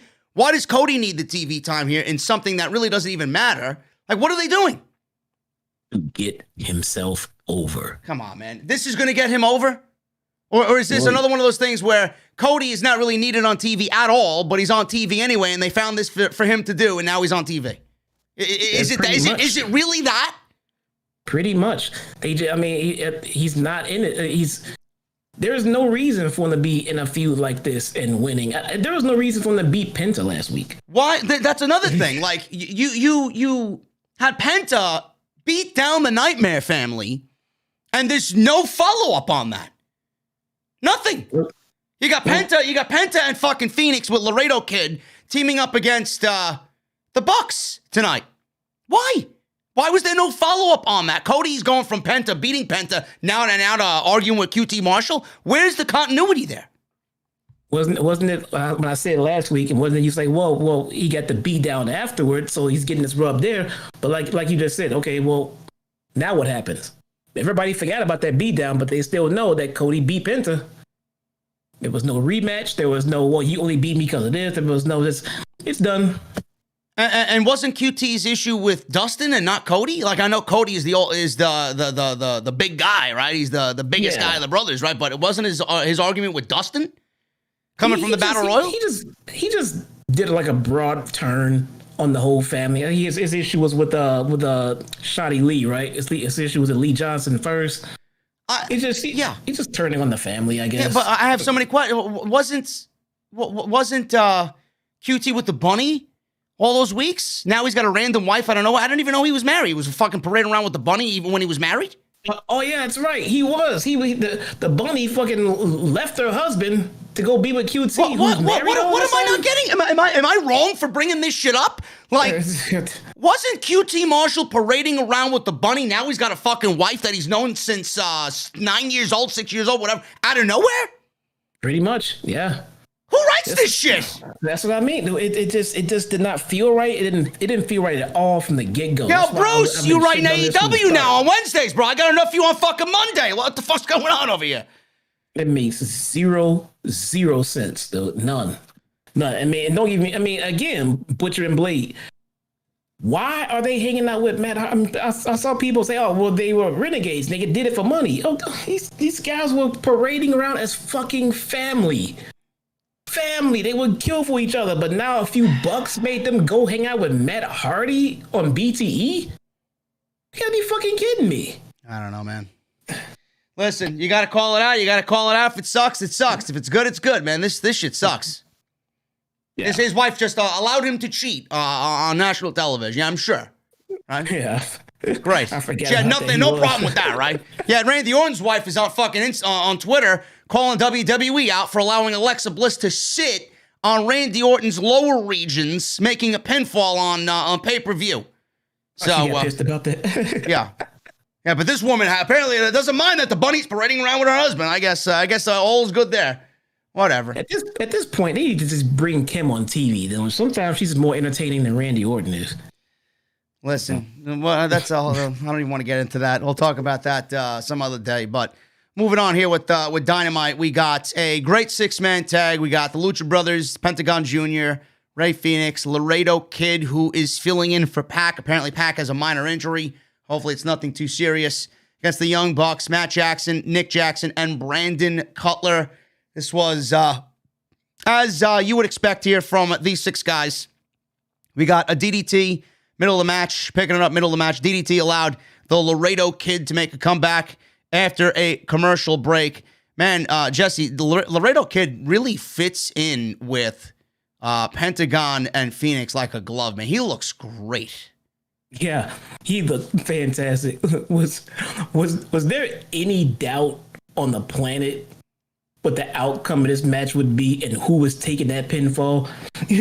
I mean, listen. I mean, after you got on me about the fucking tag team champions losing singles matches, that's why they're like, listen, this fucking guy on Off the Script, he fucking bitching us out about losing on TV. We got to get our boy in there to eat the pinfall. Oh my God, dude. You got Penta and fucking a returning I mean, dude, there was no way anybody but Cutler was eating that fucking pin. The Laredo Kid making his big return, the Lucha Brothers, and they get the fucking tag champs. Nobody was taking that pin but Cutler. Easy. Okay, we need you in this match to eat the pin. Yep. Let's go. That was the plan behind the match in fucking Gorilla. You're eating the pin. Let's go do it. Listen, Laredo Kid, he looks better in this pairing with the Lucha Brothers than Pac does. You know, the Death Triangle is a good concept, a good idea, because I love all 3 guys, but he fits better than Pac. And I'm thinking, you know, Andrade has no 90-day compete. He could show up. He could come in as La Sombra and come on in here, fit like a glove. I hope wherever he goes, if he's in the States, I don't want him to wear the mask. I think that takes away from who he is. I think he needs to go out there as Andrade. I think he could still use Andrade because he's got that trademarked, and he's got El Idolo trademarked as well. But if he comes on in, you know, I'm looking at these 3 guys here, and I was telling Salrex via text, and he was going back and forth about how great the Laredo Kid looks as well. You know, if you pair all 4 of them together, bro, you could have like a little Mexican mafia over here. They would fucking run shit in AEW. All 4 of them. I would much rather see Pac is more of a loner anyway. I would rather see him by himself. Yeah. I mean, it kind of just didn't feel right. And then they were having him kind of trend babyface last time we saw him. It was just, this didn't feel right. I mean, but I'll give him this. I mean, even as a babyface, he was still Pac. And that's what I like about Pac. Even though he was turning kind of like babyface-ish, nothing changed about his delivery, his promos, his moveset. He was still who he was, and that I can appreciate. Yeah. Listen, bring Zelina in, bring Thea in, have her manage Andrade. Have your own little fucking group here with Ray Phoenix and Laredo Kid and Pentagon. Holy shit, man. What a fucking power stable that would be. Yeah, that I like. I like that a lot. But and I don't want to jinx it or jump ahead of ourselves with Andrade, with Vega. We'll see where they go. They're talking. They're talking about what they want to do. They have to be. Like Tony, this is what I said last week. This is the type of money that Tony Khan should be saving for a rainy day. When something like that happens, I don't know. Nobody thought that he was going to get a release this early. Nah. And now he's free. He could have showed up tonight if he wanted to, but I don't think that's the right business move. But this is the type of guy you throw that money at. Like, if you let him go, I mean, you're just fucking stupid. Really? Yeah, he definitely needs to stay out of that mess too. Vince owns, all the IP for, his gimmick and everything else. But the one thing that he can't keep for himself is Andrade's face. Yeah. And Thea Trinidad's face. Yep. And putting them 2 together on a different show, I don't care what name you give them, people are going to know that couple and know that face and know what they're going to be getting, the promos, the in-ring matches. So it will work. It will definitely work. I hope so. I hope they do something with both of them, bring them on in. I think that's it's honestly a crime that, they're out there and you don't bring them in. This is the type of shit that you need to be spending your money on, honestly. Yeah, and she can go to AEW and keep her Twitch stream. Yeah. Not gonna have any problems with that at all. And then when Black is released, or he asks for his release, or he's letting his contract up, then that's another guy you bring on in, and then you wait for Ricochet to come on in. You give all these are the guys that AEW needs to build around, because they're waiting. They're waiting to just leave. That's the money. I would bring in Andrade, bring in Vega, pair them up, let them do what they do for as long as they need to do it until they can get Aleister Black over into the company. I would bring in Tommy in. And then that's when you turn Andrade and Vega. Have Andrade turn on Vega. He can beat the crap out of her or whatever, kick her to the side. Then she comes back with her fucking husband. Then you can feud Aleister Black and fucking Andrade. There you go.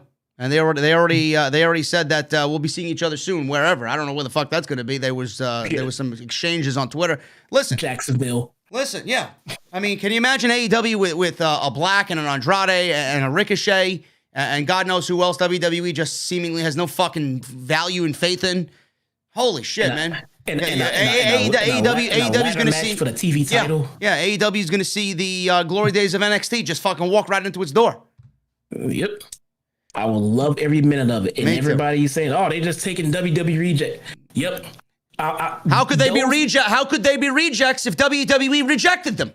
I love it. Bring in more rejects. Bring in all these phenomenal wrestlers that you did nothing with and label them as a reject all you want while we enjoy their work on AEW television. This shit pisses me off every time I have a fucking discussion with somebody, man. Can you imagine? This is why I'm so fucking terrified of Adam Cole joining the main roster. Adam Cole is I don't give a fuck who you are. If you call him a vanilla midget, mods, ban him. Adam Cole is a main event fucking level. He's one of the best pro wrestlers on the face of the planet. Adam Cole is buried when he gets to Monday Night Raw SmackDown. You got Keith Lee, you got Ricochet, you got Aleister Black, you got Andrade, you got Buddy Murphy, all on the fucking roster, and they're all sitting in catering. What the fuck is wrong with you, man?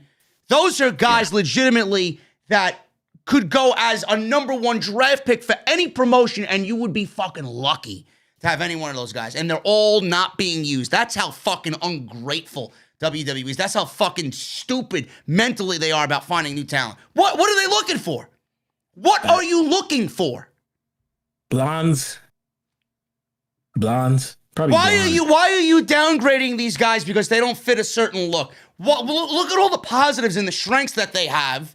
You're not highlighting that, but you're highlighting all that you think is wrong with them. Why don't you highlight their strengths and then work on their weaknesses instead of highlighting their weaknesses and then burying them? Forget Adam Cole. Did you hear Great Khali is getting into the Hall of Fame? Who? Come on, that's big news. Come on. Fuck. Great Khali.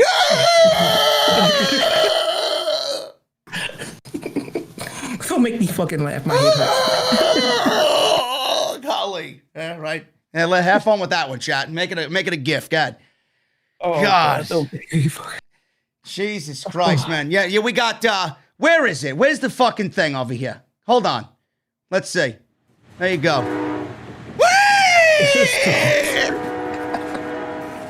Dude, I sat here on my couch. I was drinking something.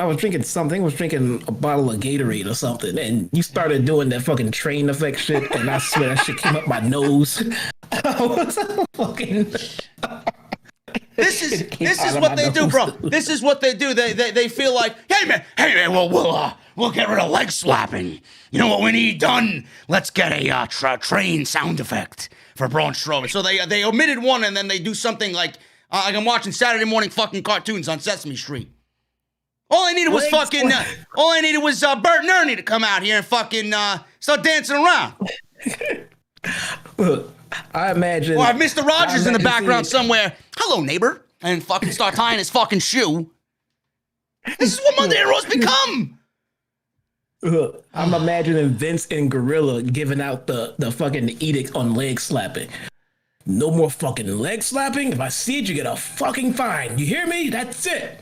And he turns around to Kevin Dunn. Now hit that fucking train music. Let's see it. What's the fine? What is the fine? What's the fine? Braun Strowman's fucking train sound effect? That's the fucking fine for all of us. Guarantee that shit goes away. Actually, you know what? I wouldn't be surprised it goes away. I think they're gonna fucking make it worse next week. You figure that everybody shit on it on social. Oh, we did a bad thing. Let's take it out. No, it'll be there. It makes no sense in the middle of kayfabe. Braun Strowman's in the middle of a match, and he's just standing there. How and who signaled some train music?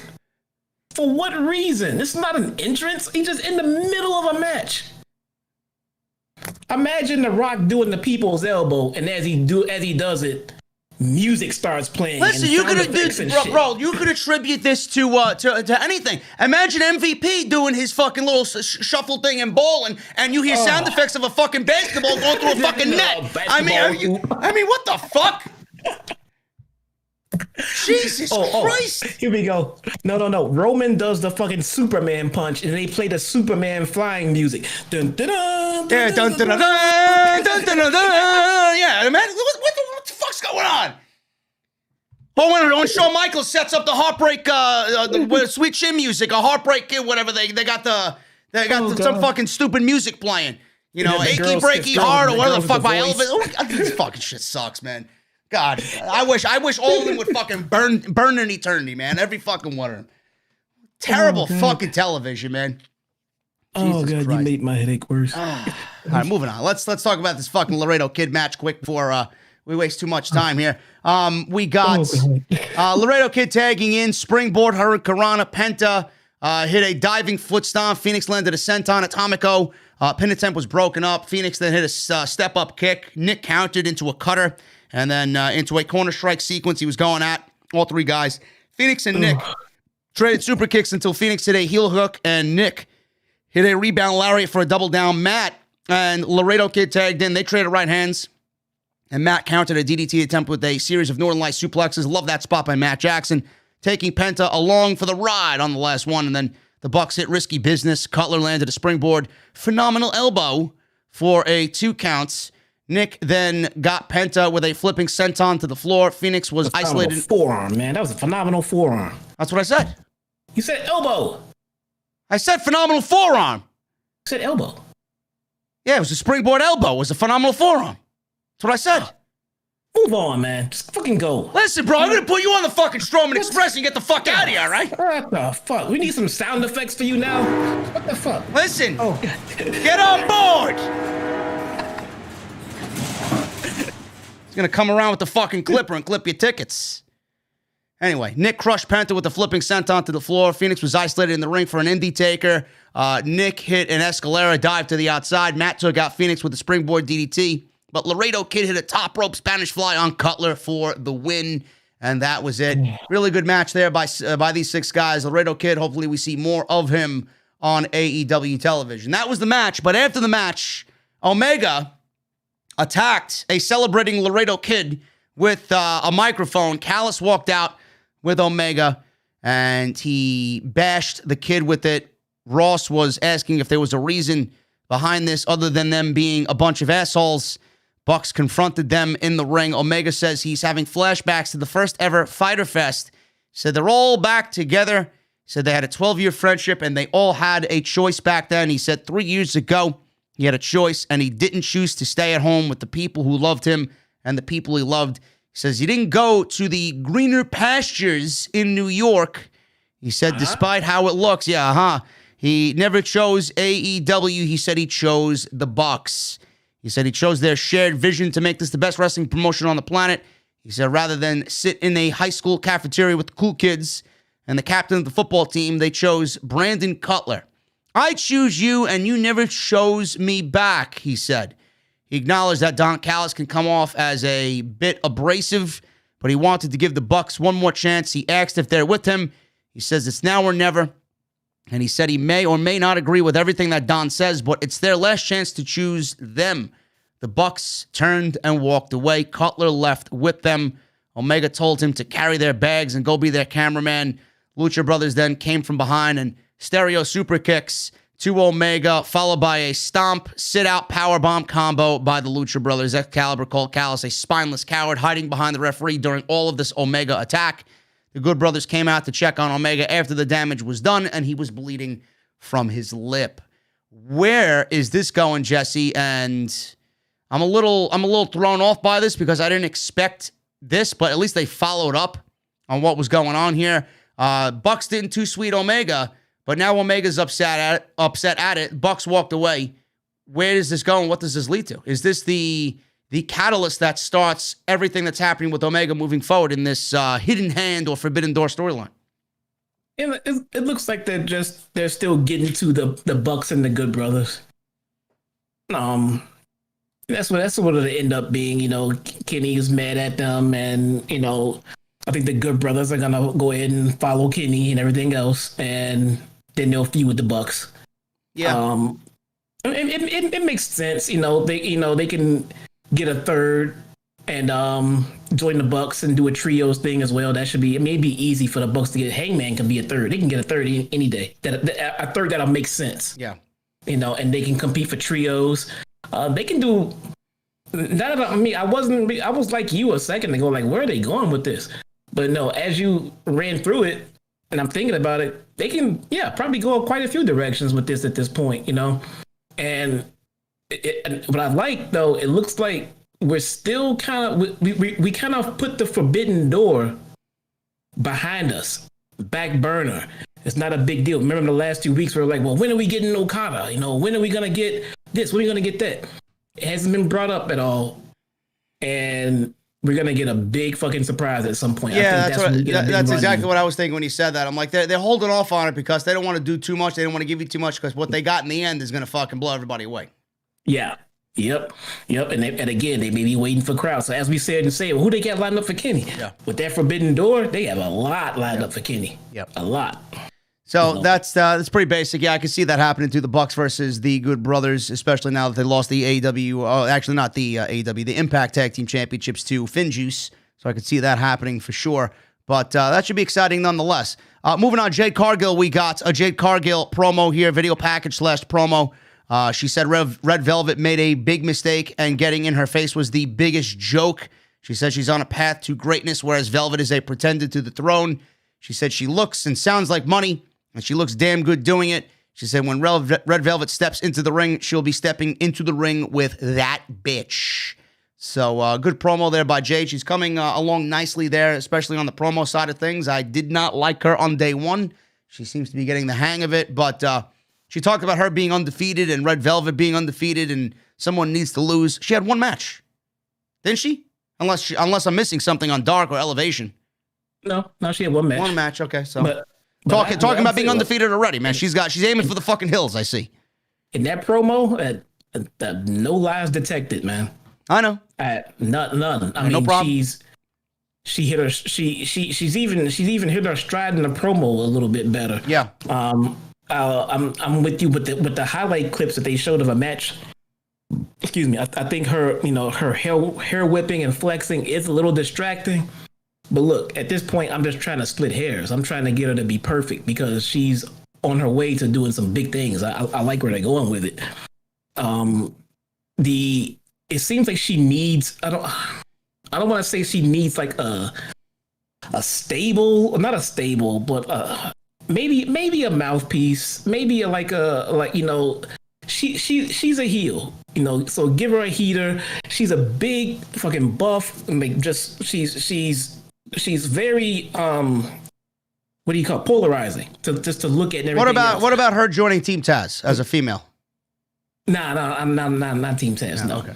But you want to put her with somebody that can kind of do her physical stuff without her having to do it all the time. Listen, you know who I could see managing Jade Cargill or being a good mouthpiece for Jade Cargill, and I don't know if he's interested in doing this, but I could see Mark Henry coming in and being a mouthpiece for Jade Cargill.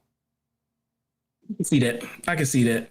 She needs a powerful male dominating figure like she's going to be for the females. I think she needs a powerful male like presence there that's in the same vein to what she's doing now. I can see that. I think more what I'm looking for, I want her to be able to assert her dominance on a TV show without having to physically get involved. Why? Because I want people to have to pay to see her fight at a pay-per-view, because she looks like someone you want to see get in the ring and kill all these smaller women, but I'm not going to give you that on TV. You're going to get her talking shit. You're going to get her heater to do this and then beat somebody up. And then when you want to see her fight, once in a blue moon on TV, but mostly at the pay-per-view. She seems like an attraction. That's the word I was looking for. Just by her looks alone. So somebody, a casual bruising it and sees her, and then they want to see her fight, so they'll tune in the next week to see her fight. But if you really want to see her fight, you got to pay for it. You don't see women look like her very often. So for that reason alone, she could be an attraction. So I wouldn't expose her too much in the ring. Even when she gets awesome in the ring, I wouldn't put her in the ring too much. I would make people pay for that. Yeah, I somewhat agree with you. Yeah, I think AEW is using her as an attraction for now. They're not really overexposing her. I mean, things like this when she's not wrestling and not booked to wrestle, I would not book her for the sake of booking her on the show. But like something like this on an off week to do a vignette like that is perfect. Perfect. It's perfect. Keep her on TV without putting her on TV. Do some vignettes. Do this. Do that. Just proceed. I mean, have a match with Red Velvet and some other jobber. Have her come in. Do her heat. Get her off TV. Keep her fresh, but don't put her on too much. I think she could be an extremely nice attraction to the fucking women's division. Yeah, she's going to be. So it's going to be. I like the core they have, man. Remember, everybody was complaining about the AEW women's division with Jade, with Thunder Rosa, with Britt Baker. I like this core. Yeah, man. I mean, listen, like you said before, everything's going to take some time. Everything is a work in progress. This is AEW in its you're not even a year and a half now. So, and we get Chris Statlander coming back soon. Yep. Plus, you mix that with Baker, Thunder Rosa. You mix that with I don't know where Evilise is. I mean, they got Tay Conti's coming along. So, I mean, Red Velvet's there. She's coming along too. I mean, everything is going to get to where we need to. It's just us as wrestling fans are just fucking impatient. Yeah, keep your eyes. Keep your eyes open on that division that everybody is shitting on, because right before your eyes, you probably didn't even notice it, but it is very slowly getting there. It's getting there. It's not there. It's not on the way there, but you can see they're building that foundation. This is what they need. If they get Jordan Grace right now, they're on the way, dude. Yeah, and a lot of people are making a big deal. I don't know if you've seen this. A lot of people are making a big deal about this fucking Tessa Blanchard training with Kalisto and Sasha Banks and whoever else in WWE. Everybody's like, oh, did she sign with the WWE? I don't believe this. Another loss by AEW. Well, listen, Tessa could train wherever she wants. I mean, she's not even contracted to anybody. That doesn't mean she's signing with WWE because Sasha is there training with her or Kalisto is training there with her. Talent from WWE train outside talent that's not with the company. And for all we know, Tess is probably very good friends with fucking Kalisto. Tess is probably very good friends with Sasha Banks. So yeah, that means when Sasha's in New York, what does she go work out? She goes to work out with Amazing Red at the fucking House of Glory school. They just posted about her on their Instagram. She was just there last week. So is she joining House of Glory now? Yeah. I love that. Yeah. So, I mean, that doesn't mean she's signed with the WWE. The door is still open for it to be in AEW, but we don't know. And if they get her, holy shit. Now, if she comes in to work out with some friends, don't get me wrong, they're probably courting the shit out of her while she's there. Yeah.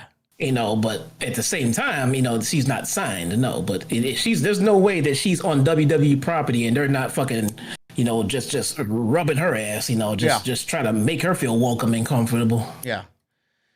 So we moving on from that, we got the Jade Cargill video. Jon Moxley and Eddie Kingston spoke. Kingston says he broke something, and that is the Good Brothers in Omega, and they would pay for this. Moxley asked how far they're willing to take this, and if they're willing to get as bloody as he and Kingston are. Moxley doesn't know or like the Young Bucks, but he owes them one for last week. If the Good Brothers are going to play the game, they better be willing to get their hands dirty. So, like you said, Jesse, it looks like Kingston and Moxley are going to be in the AEW tag team ranks, at least for a little bit.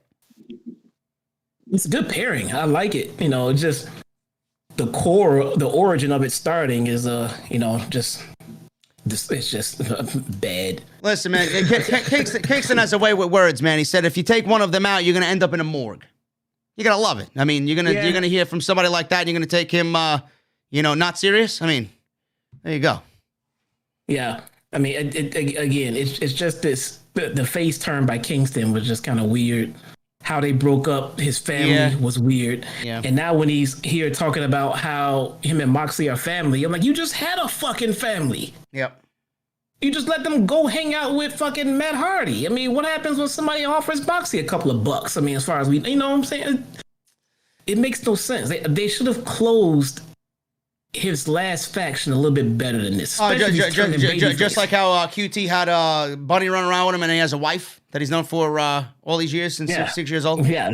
Just like how they closed that up, right? They didn't close that fucking well at all. If Kingston's turning babyface to go team with Moxley, why didn't Butcher and Blade just kick his ass? Why didn't they just kick his ass? They're staying heel. He's turning face. Listen, man, I'm still hoping or holding out for hope for Sami Callihan to join Eddie Kingston and Jon Moxley to take on Kenny Omega and the Good Brothers. That's what I want to see. They could get Sami involved and have him go after Omega too. And then they could have feuded with Butcher and Blade right after that. Fuck Butcher and Blade, man. We all love Butcher and Blade, but I get what you're saying. They didn't close that up. Gotta move on. Gotta move on. Awesome. Anyway. Tay Conti versus Nyla Rose. She actually defeated Nyla Rose tonight. Nyla was with Vicky Guerrero. It's big, yeah. Conti got the knees up after a commercial break on a senton, made her comeback with a series of corner knees, and she went for a hammerlock DDT. Rose powered out. Conti dropped Rose into the ropes at a diving knee for a 2. I love that spot by Nyla. It's such a good spot for her. She went up to the top rope again, but Nyla avoided a dive and downed Conti with a lariat. Rose went for the beast bomb. Conti rolled through. There was a slight miscommunication on what looked to be a little pinfall attempt, a little cradle attempt here. Once they regrouped, Conti landed more strikes, and the DDT hammerlock for the win got Conti the victory over Nyla Rose. After the match was over, Rose and Guerrero looked to attack, but Hikaru Shida ran out to make the save. The Bunny ran out and attacked both Shida and Conti with Shida's kendo stick, and then Matt Hardy's stable was looking on from the ramp. So we got them overseeing what's going on here. And the faction that Hardy is now leading, Jesse, is called the Hardy Family Office. Everybody's in a fucking stable on this show. Yeah, there's a lot of fucking stables. There's a lot of fucking stables going on. And again, I've said this, I don't know how many times, I'm going to say it again. They should have left that title on Nyla Rose. They should have. I mean, Shida coming out, it just seemed like she would just shoehorn into this whole thing. I mean, it just makes no sense.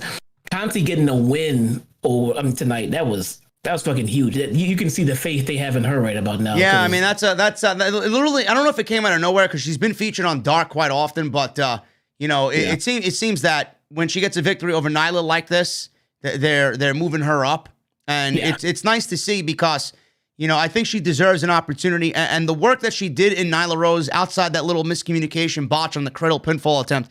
I mean, she looks good in the ring. She's getting a lot better with her footing. And, the fact that she had a decent match, a decent to good match with Nyla Rose says a lot for somebody like that because I don't know what her problem was in NXT. I don't know if she had attitude problems and they ousted her from the locker room or whatnot. She did ask for her release, I believe. I'm not sure what the whole story was there, but she seems to be finding her footing in AEW, and I'm liking the growing process from Tay Conti here. It's nice.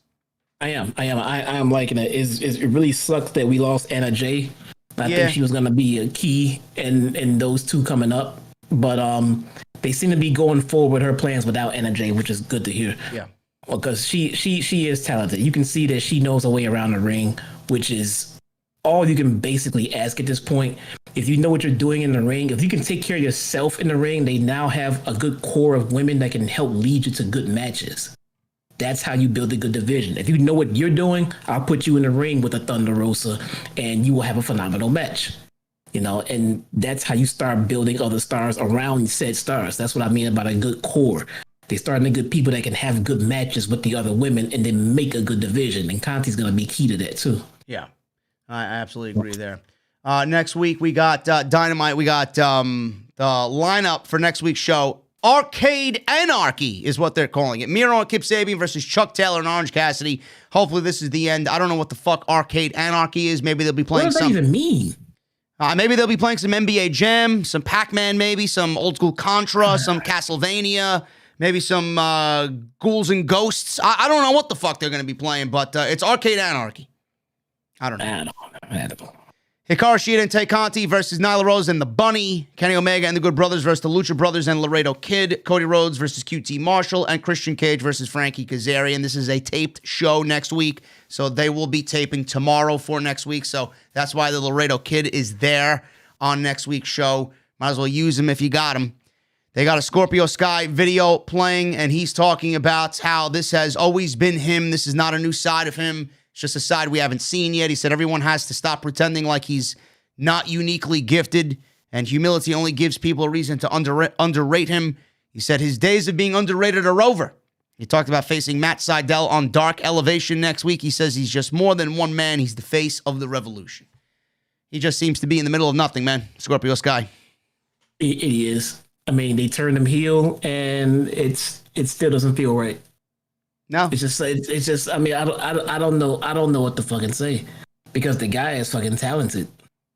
So I don't know what to fucking say. I was hoping the heel turn would do it. They haven't really done much with his heel turn yet. I mean, he hasn't. I mean, what has he done to be a real fucking heel? Put him out there. Let him fucking be a dick. You know, just fucking let's see where it goes. Yeah. Have him fucking beat up some baby faces. Make him a fucking heel. You know, put him out there.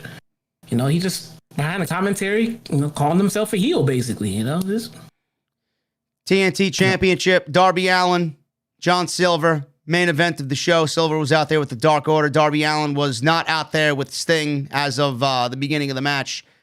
Jesse, when I looked at this match, I'm thinking to myself, man, this would never main event a Monday Night Raw or Friday Night SmackDown. Can you imagine this match being on Raw or SmackDown and main eventing? I can't. No. But, I mean, the match was fine for what it was. The ending was shit. We got a commercial break. Silver continued to dominate. So with Allin just being ragdolled here by Johnny Hungy all over the place, the fight spilled to the floor. We got Allin avoiding some incoming attacks from John Silver, sending Silver over the barricade to the ringside area. Silver almost did not make it back to the ring. Alan Angels took a bullet here on a dive. Silver then followed up with a German suplex on the floor. Sting came out eventually. Tony Schiavone did his signature "It's Sting" line. And I guess this was to even the odds against the Dark Order. So one Sting against 6 members of the Dark Order on the outside. With Silver and Allin both back in the ring, we got Silver laying in strikes, more offense. Allin rolled through with a cradle for a 2 here. Silver countered with a stunner into a rear naked choke, or I guess what the commentary team said, the Queen Slayer sleeper hold here by Anna Jay. He used Anna Jay's finisher. Allin rolled out of a cradle, forcing Silver to break, but Silver then hit a DDT for a 2. Silver rolled Allin back into the ring as the announce team was mentioning that there was only a couple minutes left in the time limit for this match. Silver hit a big palm strike, blocked a cradle attempt into one of his own for a near fall. Allin hit a standing coffin drop, but Silver sent Allin flying with a pump kick before hoisting him up to the top rope. Allin countered a superplex, and then he went for a coffin drop anyway, but not on Mr. Silver. He went and hit the coffin drop on the Dark Order at ringside, taking all of them out on the outside. He landed hard on the floor, did Darby Allin. And then Silver landed a top rope F5, followed up with a pinfall, but Allen's feet were on the ropes in the pin. He then set up Mr. Brody Lee's powerbomb, which was fucking stupid. I mean, he was looking right at the guy. To the ropes. Yeah, well, not only that, he was looking at the fucking ropes. He's seen his foot on the rope before the referee even went down for the 3 count, which looks stupid. And then argue with him when the ref called. Yeah, and then he argued with him. Like, I would be like, bro, what are you fucking get back to the match? It's your fault. And then he does Brody Lee's power bomb. Allin turned it into a code red and retained the title with the pinfall 1, 2, 3. After the match, we got Matt Hardy and the Hardy family office coming out there. Darby made a comeback with a dive onto Hardy through the ropes. He pounded his head into the mat. Big brawl broke out with Tay Conti and Shida and Nyla Rose and the Dark Order and fucking Butcher and Blade, and the Bunny was out there. I didn't understand what the fuck was going on here. Less is more. I don't really understand the chaos and the big locker room brawls to set up whatever you're doing next week. The show was fine with Darby winning and Sting standing tall and him embracing John Silver. That's it. You didn't need any of this other bullshit, but shit ending, good match. Darby retains. Now we can focus on Darby and Lance Archer. That's it. Take Dark Order is lost all momentum. Yeah. Yeah, with Brody being gone and no, fucking Anna Jay being injured. I don't think it has anything to do with Brody being gone. Since Brody left, they lost momentum, but it's because of creative. Because they were fine to make it without Brody. They never followed up. They never did nothing. The guys never win. They lose on TV. You know, whenever they get a win, there's some jobber match on Dark. I mean, and they're all comedy. These guys are just done. Man, they need a leader, and you're not gonna replace Brody Lee with somebody who's just, all right, let's put him in the dark. It's got to be somebody that's gonna be, right for the role to follow in the footsteps of Brody Lee. Who do they have to do that? Right now they got nobody, so now that's why they're lost. Yeah, I mean it's now it's gonna be hard to bring that momentum back up. Even if they get the perfect leader and everything else, they should have did that while they were still white hot, and then stop burying them. They can't lose to everybody all the time. They always lose. When they booked this match, we knew who was gonna win. I mean, then they lost the week before. They just lose too much. They went on Dark, and that's it. That is it. The most entertaining thing about Dark Order right now is seeing -1 come out with them on Dark. And even he's getting fucking complained about on social media. But serious? Those people are fucking brain dead clowns anyway. So Jesus, yeah. Aren't they exposing Brody Lee's son? -1 is too much overexposure, too much sympathy. Whatever the fuck. Living this dream on the internet on Dark. And people are complaining. Maybe it brings him fucking solace and peace. Do you mind? This guy was living. I wish when I was his age, I got to go to the ring and fucking hang out and do what the fuck I want while I watch my favorite wrestlers go. That's awesome. Yeah. The man died trying to entertain us, and people are complaining that his son is hanging out on Dark matches on YouTube. Yeah. Look, he's not out here on Dynamite in the main event distracting from the match. He's on the fucking Dark. Get the fuck out of here, man. That's social media for you, bro. That is social media for you. We're going to go over some super chats now, guys. Thank you so much. If you came for the review and you want to bounce because you got work tomorrow, you should stay and have a drink. But I understand. Super chats are coming up, guys. I'll see you live on Friday night for SmackDown. So make sure you tune in then for the podcast. But if you're here for the super chats, you are more than welcome, man. Last call at the bar. Make sure you can go and get some beverages. Hit that thumbs up. We're not even close to 750. What's going on, guys? You slacking on me? 750 is the goal. I see 583 right now. Come on. Super chats are open. Get them on in. Let's read through these, man. Follow me on social media at JDfromNY206.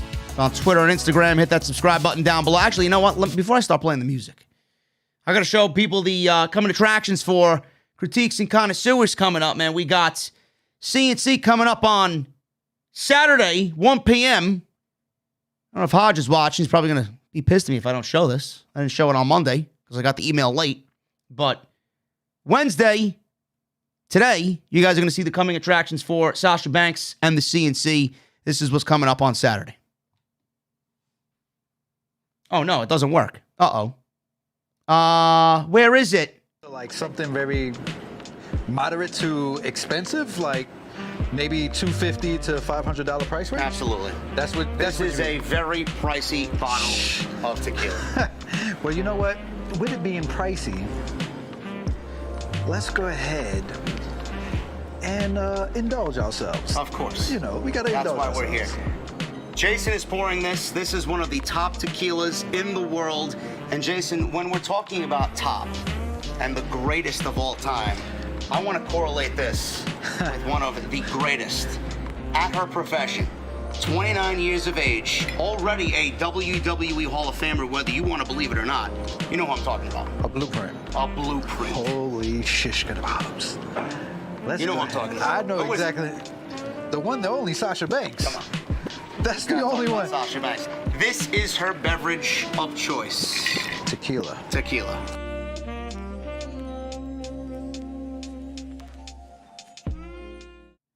That's the CNC on Saturday. If I told you where I had to go and who I had to go through to get Sasha Banks' favorite beverage of choice, I'd probably have to kill you.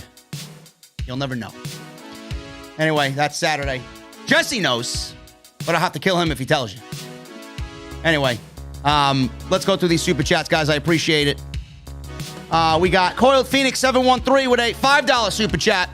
Just wanted to come on here and show some love and say keep up the good work. Thank you, Miss Phoenix 713. Appreciate you. Ned Pepper with a $5 super chat. Tay Conti and Nyla looked a bit blown up at the end of the match. These women need more reps. Going 10 plus minutes, 2-minute squashes on Dark won't cut it. I disagree. I thought they looked awesome. Yeah, I didn't really notice any of that. I'd be the first to tell you if they're blown up, but they look fine going 10 minutes. So good for them. Bobby Trizzle with a $5 super chat. Are we live? You better fucking believe we are, man. Hashtag All Elite Wednesday. Thank you, Bobby, for the $5. Deshaun Turner with a $99.99 super chat. Let's just say a $100 super chat. How you doing, goons?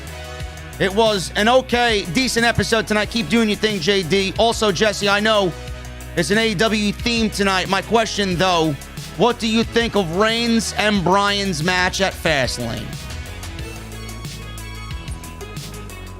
That's to you, man. I say 4.5 stars. 4.5.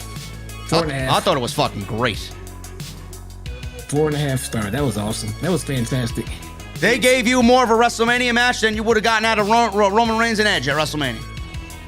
I text JD when it happened. Like, what else would you expect from these two guys? You know, for all of the years that, you know, me included, everybody shit on Roman Reigns. I don't seem to remember anyone saying that he sucked in the ring. The guy's fucking great in the ring. They just hated how he was booked. Oh, but Roman Reigns is always has interference in his matches.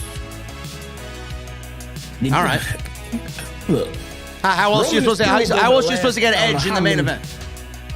Yeah, he's proved over the last, I don't know how many years, that he can win without interference. So he turns heel, and then he gets in the ring with somebody who basically is, you know, per the storyline, better than him in the ring, but he still finds a way to win. You guys gotta learn how to interpret wrestling stories, man. There was a reason why he needed help, because Daniel Bryan out-wrestled him. Yeah. You know, so it makes sense. The guy's claiming to be the tribal chief. You know, he's the head of the table. He's the best ever. He's talking cocky shit. You have to make him vulnerable without making him lose. I think him slightly tapping but still winning that match was, man, that's got to be some Paul Heyman shit like none other. That is brilliant. Brilliant. David Ortiz in the chat. Who cares? This is an AEW podcast. I just gave you and Jesse 2 hours of a fucking AEW podcast. What the fuck are you complaining about? This is a super chat. Anybody could ask any question they want, clown. I didn't know we have to keep the super chats to AEW questions. Jesus Christ, if you were my fucking manager, you'd be fired after 5 seconds. Whatever that guy, but Jesus fucking Christ, man. Get the fuck out. Minecraft, he's back. Look at this geek. Yeah, you can't have Roman go around and just flat out, just straight up legit beat everybody clean. You know, he'll win his matches clean that he needs to win, but when you have somebody that's better than, you have to book people that are better than him, but still can't beat him. That makes you want to tune in to see if they can finally beat that big unbeatable heel. Roman tapping out, but then winning the match was so brilliant. I don't think you guys even really understand how brilliant it was. He talks a big game of cocky shit, but at the end of it, he did tap out. He did lose. But when he gets to tell his story, I fucking won. At the end of the bucket match, who's the winner? You know, everybody wins. Daniel Bryan just fucking tapped out Roman, and Roman still won. Everybody won at the end of that. That was fucking brilliant. I loved it. I thought it was great. They're going to kill it at WrestleMania. Minus Edge. Edge is the third wheel.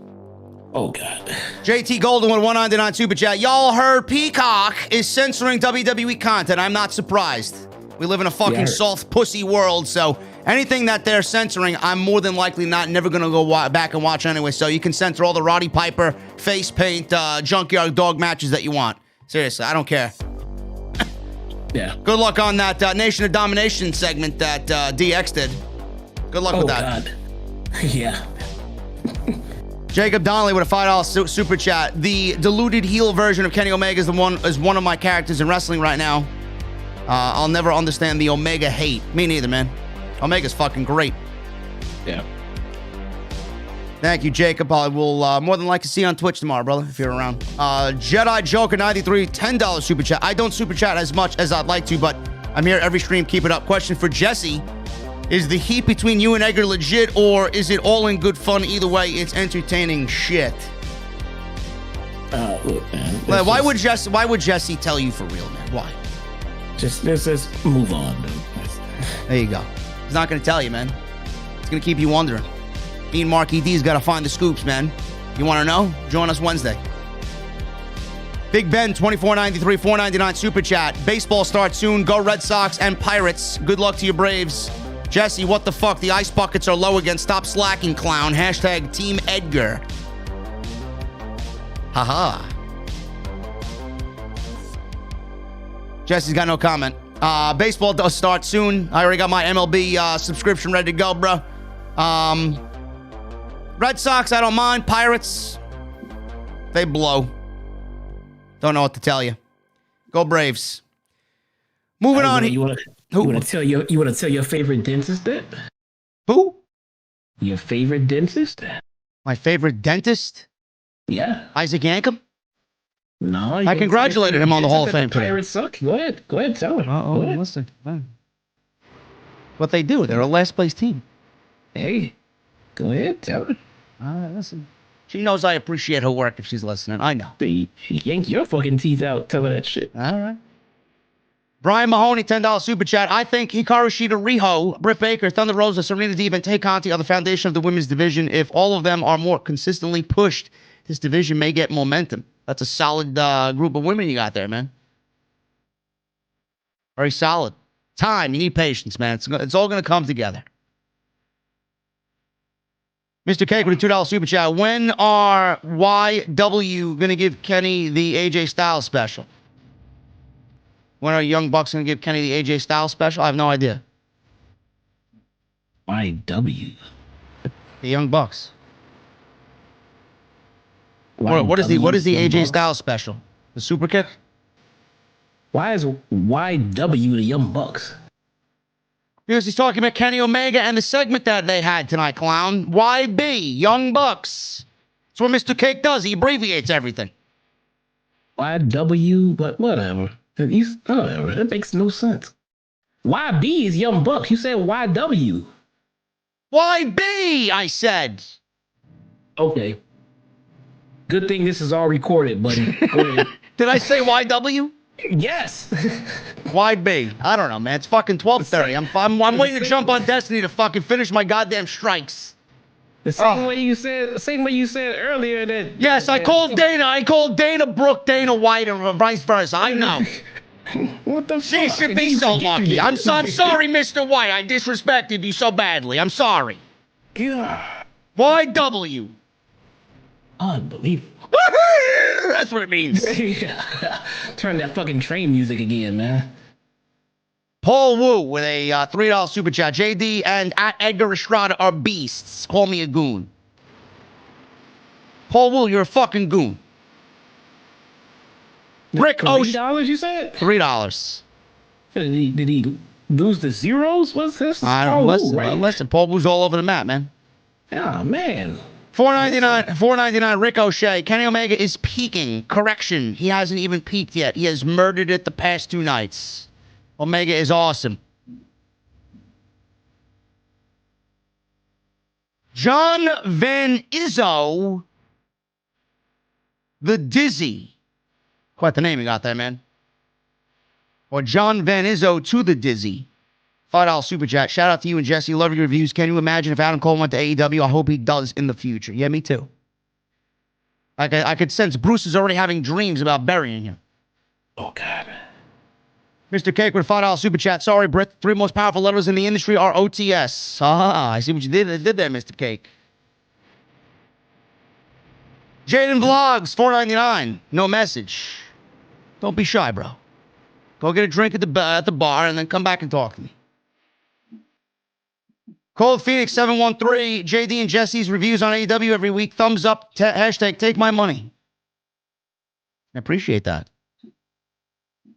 I'll just give it right back to the bar and buy everybody a drink. We need, what are you laughing at over there? Somebody said that you're going heavy on the drinks, and you're like, yeah, buy everybody a drink. Yeah. People in chat said, I don't drink. You trying to make I might be drinking tonight, being that I just said YW and called Dana Brooke Dana White. Hey, Dana White. I want to drink, man. I can't beat this fucking migraines. Make it worse. Danny Elite becomes a new member, man. Sitting VIP in this fine establishment. Thank you, Danny Elite. Jaden Vlogs with a $4.99. There you go, bro. You got yourself a drink. Now he leaves a message. Another $4.99 super chat. Jay, you're the best podcaster ever. Keep it up, man. Supporting you as always. Woo-hoo, he says. Thanks, Jaden. Cody Tyler Clyde with a $2 super chat. Just want to say thanks, man. And what up, Jesse? Yeah, what's going on, man? Thank you, Cody. Appreciate it. Thank you. Rick O'Shea, $4.99 super chat. Jesse, I honestly think that the spats between Kenny and Khan will be limited to Impact. Tony is a ghost on TNT, rightfully. JD, review Impact, please. No. Oh, God, no. I mean, you have a point. Maybe he's just keeping it to Impact, but at the same time, what if he's just actually testing the waters for his on-screen gimmick on Impact before he moves it over to AEW? But that's a good point. Maybe he is keeping it to Impact. We'll see. Because he did come out and say that he wanted to stay behind the scenes on AEW television. Listen, for everybody asking for a goddamn White Claw, man, you're not going to be finding them in my bar, okay? We don't serve garbage drinks. And Rick O'Shea, I would like to have my Tuesdays to myself, please. I've been catching up on The Walking Dead, okay? I'm not watching Impact on Tuesday. Who the fuck's watching Impact? Give me a fucking break, man. Jesus Christ. Rick O'Shea, thank you for the $5, man. Paul Shaw with a $10 super chat. 4 years now. I've been a dedicated listener. Always enjoy the best of the best right here on OTS. Last Friday, I lost my brother. Thank you for making difficult times more bearable. Paul Shaw, I am terribly sorry to hear that, man. That sucks, man. My thoughts and prayers are with you. Anything that Jesse and I can do on a Wednesday night and myself on a Monday, Friday, Saturday, whenever, man. Whatever I could do to take your mind off of everything that's going on. Yeah, I'm going to try my best, man. Thank you for the $10, brother. Hope all is well. Tenario, 128, $5 super chat. Who is your favorite Megadeth guitarist and drummer? Dave Mustaine and Chris Adler. Really? Not even that big of a... I like Adler, too. He's pretty cool. Do you know who I'm talking about? I have no fucking clue. Okay. All right. There you go. Mr. Cake, $5 and $5. $10 super chat. Looks like Swan is being set up to kick out of the one-winged angel. Thoughts? It's not happening, man. Rich Swan is not kicking out of the one-winged angel, bro. Also, I think that AEW has any idea who will beat... I don't think AEW has any idea who will beat Kenny. Oh, they know. They know. But Rich Swan is not kicking out of the one-winged angel, man. I don't know what you're smoking tonight.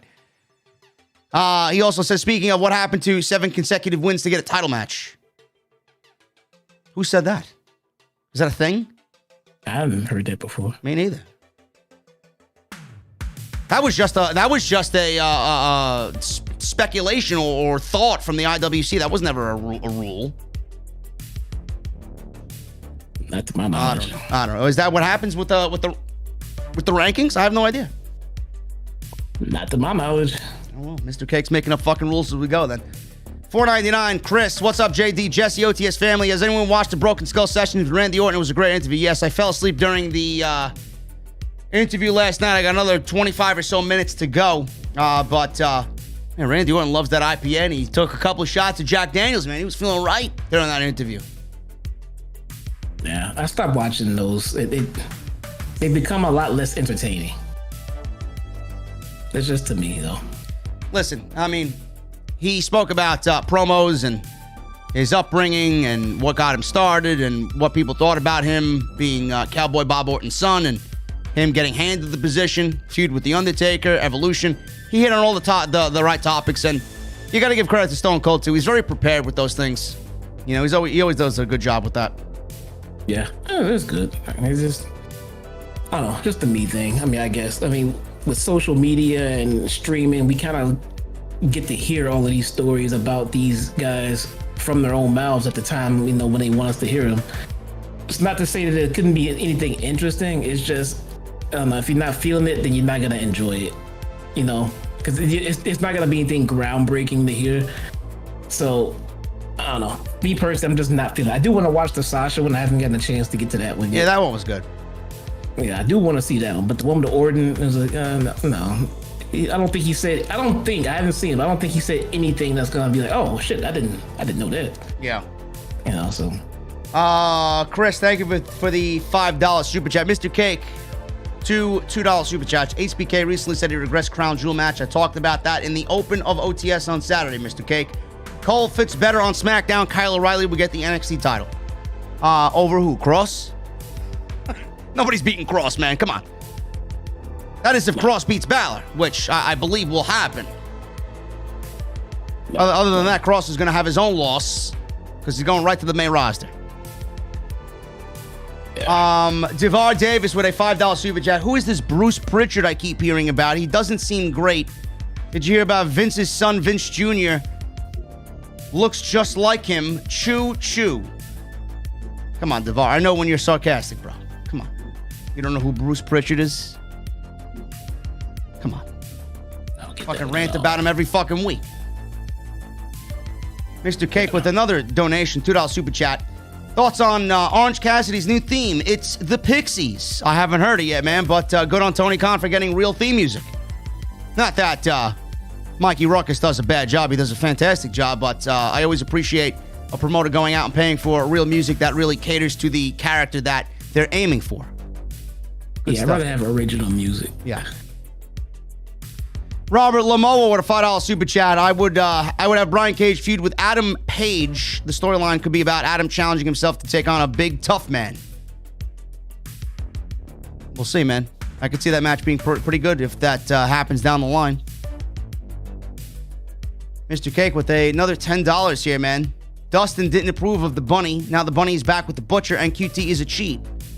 Almost can get together with Zelina, Pentagon, Phoenix, and Laredo Kid, and then Almost can call Roosh, Naito, and the rest of LIJ.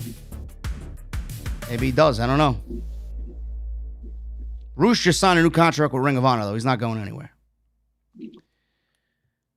We got Drizzy Drew with a $1.99 super chat. Aleister Black with Butcher, Blade in trios is money. No. Aleister Black's a loner. I don't want to see Aleister Black teamed up with anybody, man. It's bad enough he teamed with Ricochet in a forced tag team.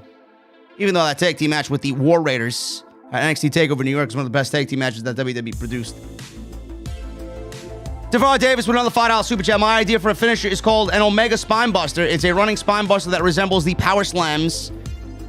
Has Shell's Shock March. No fucking idea what you're doing or aiming for, DeVar Davis, unless you're becoming a professional wrestler right before our very eyes, man. I don't know.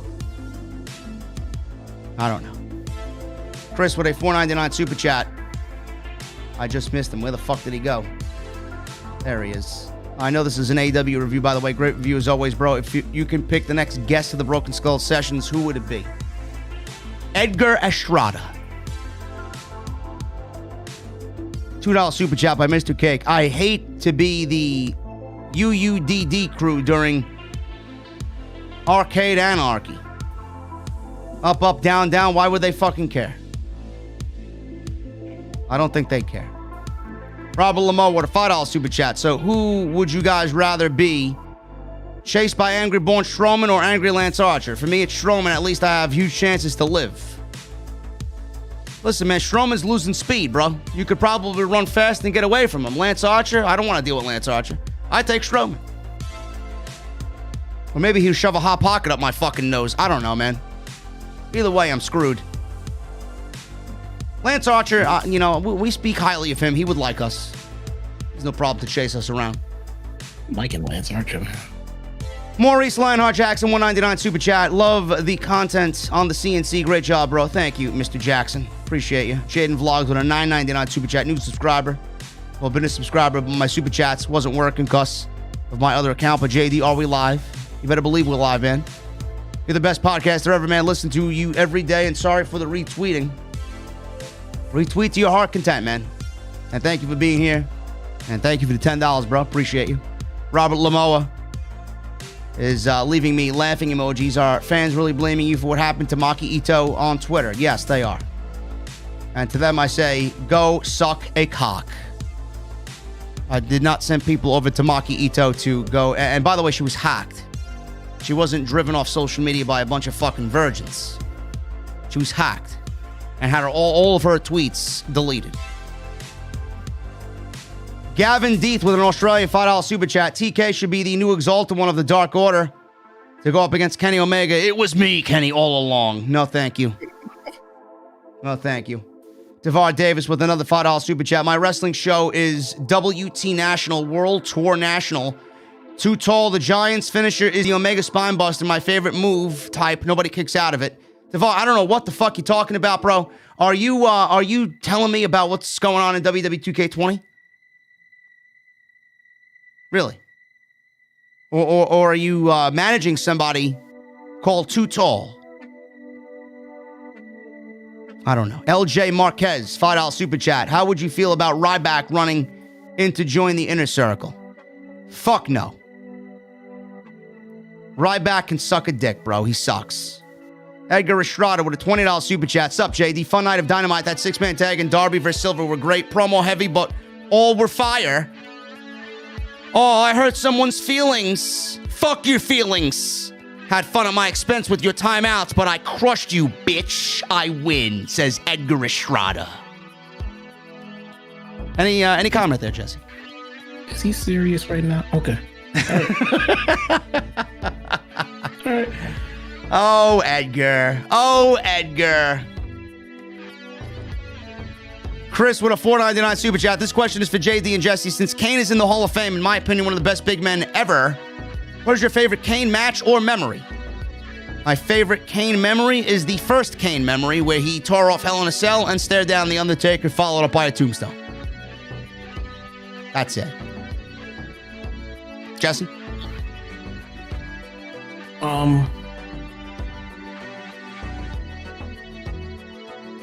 My favorite Kane match is King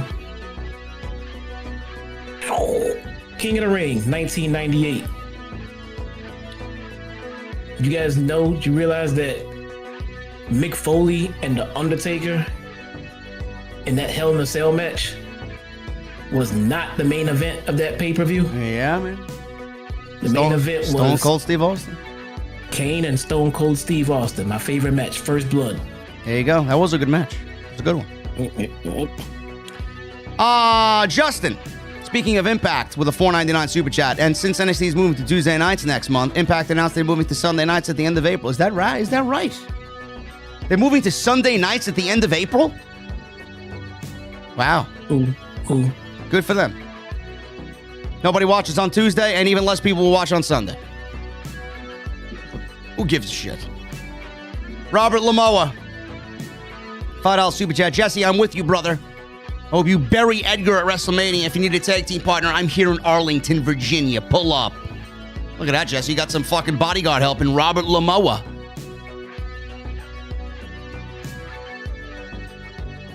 Why aren't you pleased about that, man? Robert Lamoa's a beast. I appreciate it, man. Thanks for the super chat. There you go. Look at that. I appreciate it. Raging Girl Gamer with a $5 super chat. Impact is better than AEW. I mean, come on. I used to love watching their fans go crazy in their high school gym arenas. Impact sucks, Rage. I'm sorry to tell you. Love their roster, but the television show is just not for me, man. Not for me. Edgar Estrada with another 20 bomb. Shout-outs to Christian Rivera, Desan Epps, Hula Grim, Paul Wu, Raging Girl Gamer, Laura Conway, JW Universe, TLG Kevin, and the rest of the OTS family. All of you are very entertaining. Cheers, fam. And then he says, choo-choo. Choo-choo. And then Bucket Hat Otaku with a $50 super chat. JD back at it again, showing us the greatness of alcohol and wrestling. Meanwhile, tag team match between Edgar and Eric Estrada versus Jesse and Jesse's girls brewing in the background. Hashtag you love to see it. I'm still waiting on this reveal of Eric Estrada, man. I don't know who the fuck this is, but you got me intrigued about Eric Estrada. And who the fuck is Jesse's girl? Do you know about this, Jesse? Are they booking this storyline for you?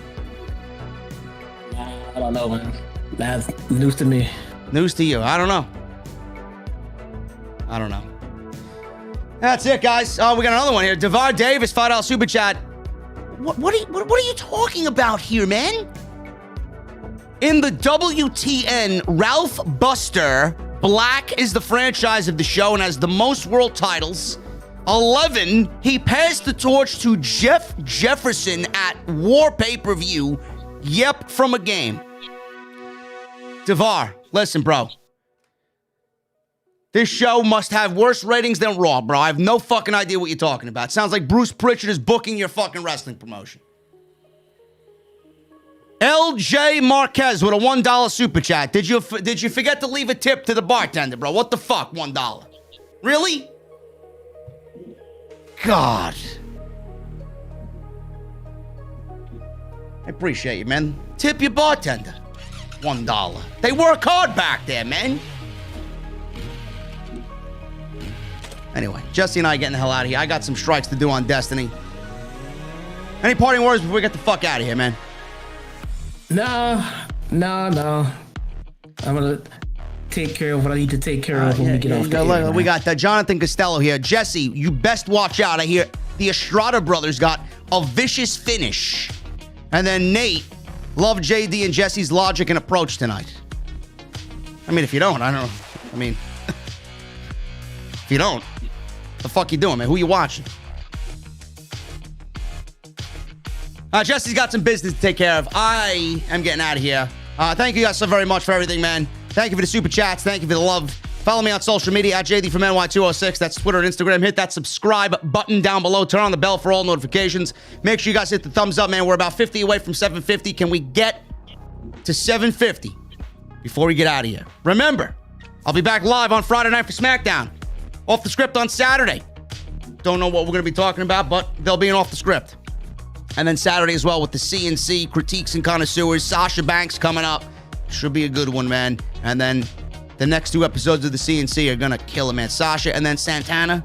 Can't wait to see what you guys think about this. Nate, like Cage said, who better? Absolutely. Thank you guys for everything, man. Again, hit that subscribe button, and all the videos that you might have missed are down below in the description. Patreon.com/JD from NY206 if you want to support the podcast via Patreon. And you guys know what to do there, man. You guys know what time it is, man. Give me those guitar emojis in the chat. I want you guys to turn up that music all the way up, full blast. Grab your cold beverages. I know I got mine. It's going to be 68 degrees in New York City. All sun tomorrow, so the windows are down, man. Jesse and I hitting the highway. I will see you all on Friday night with SmackDown. Until then, guys, take care. I'll see you guys later.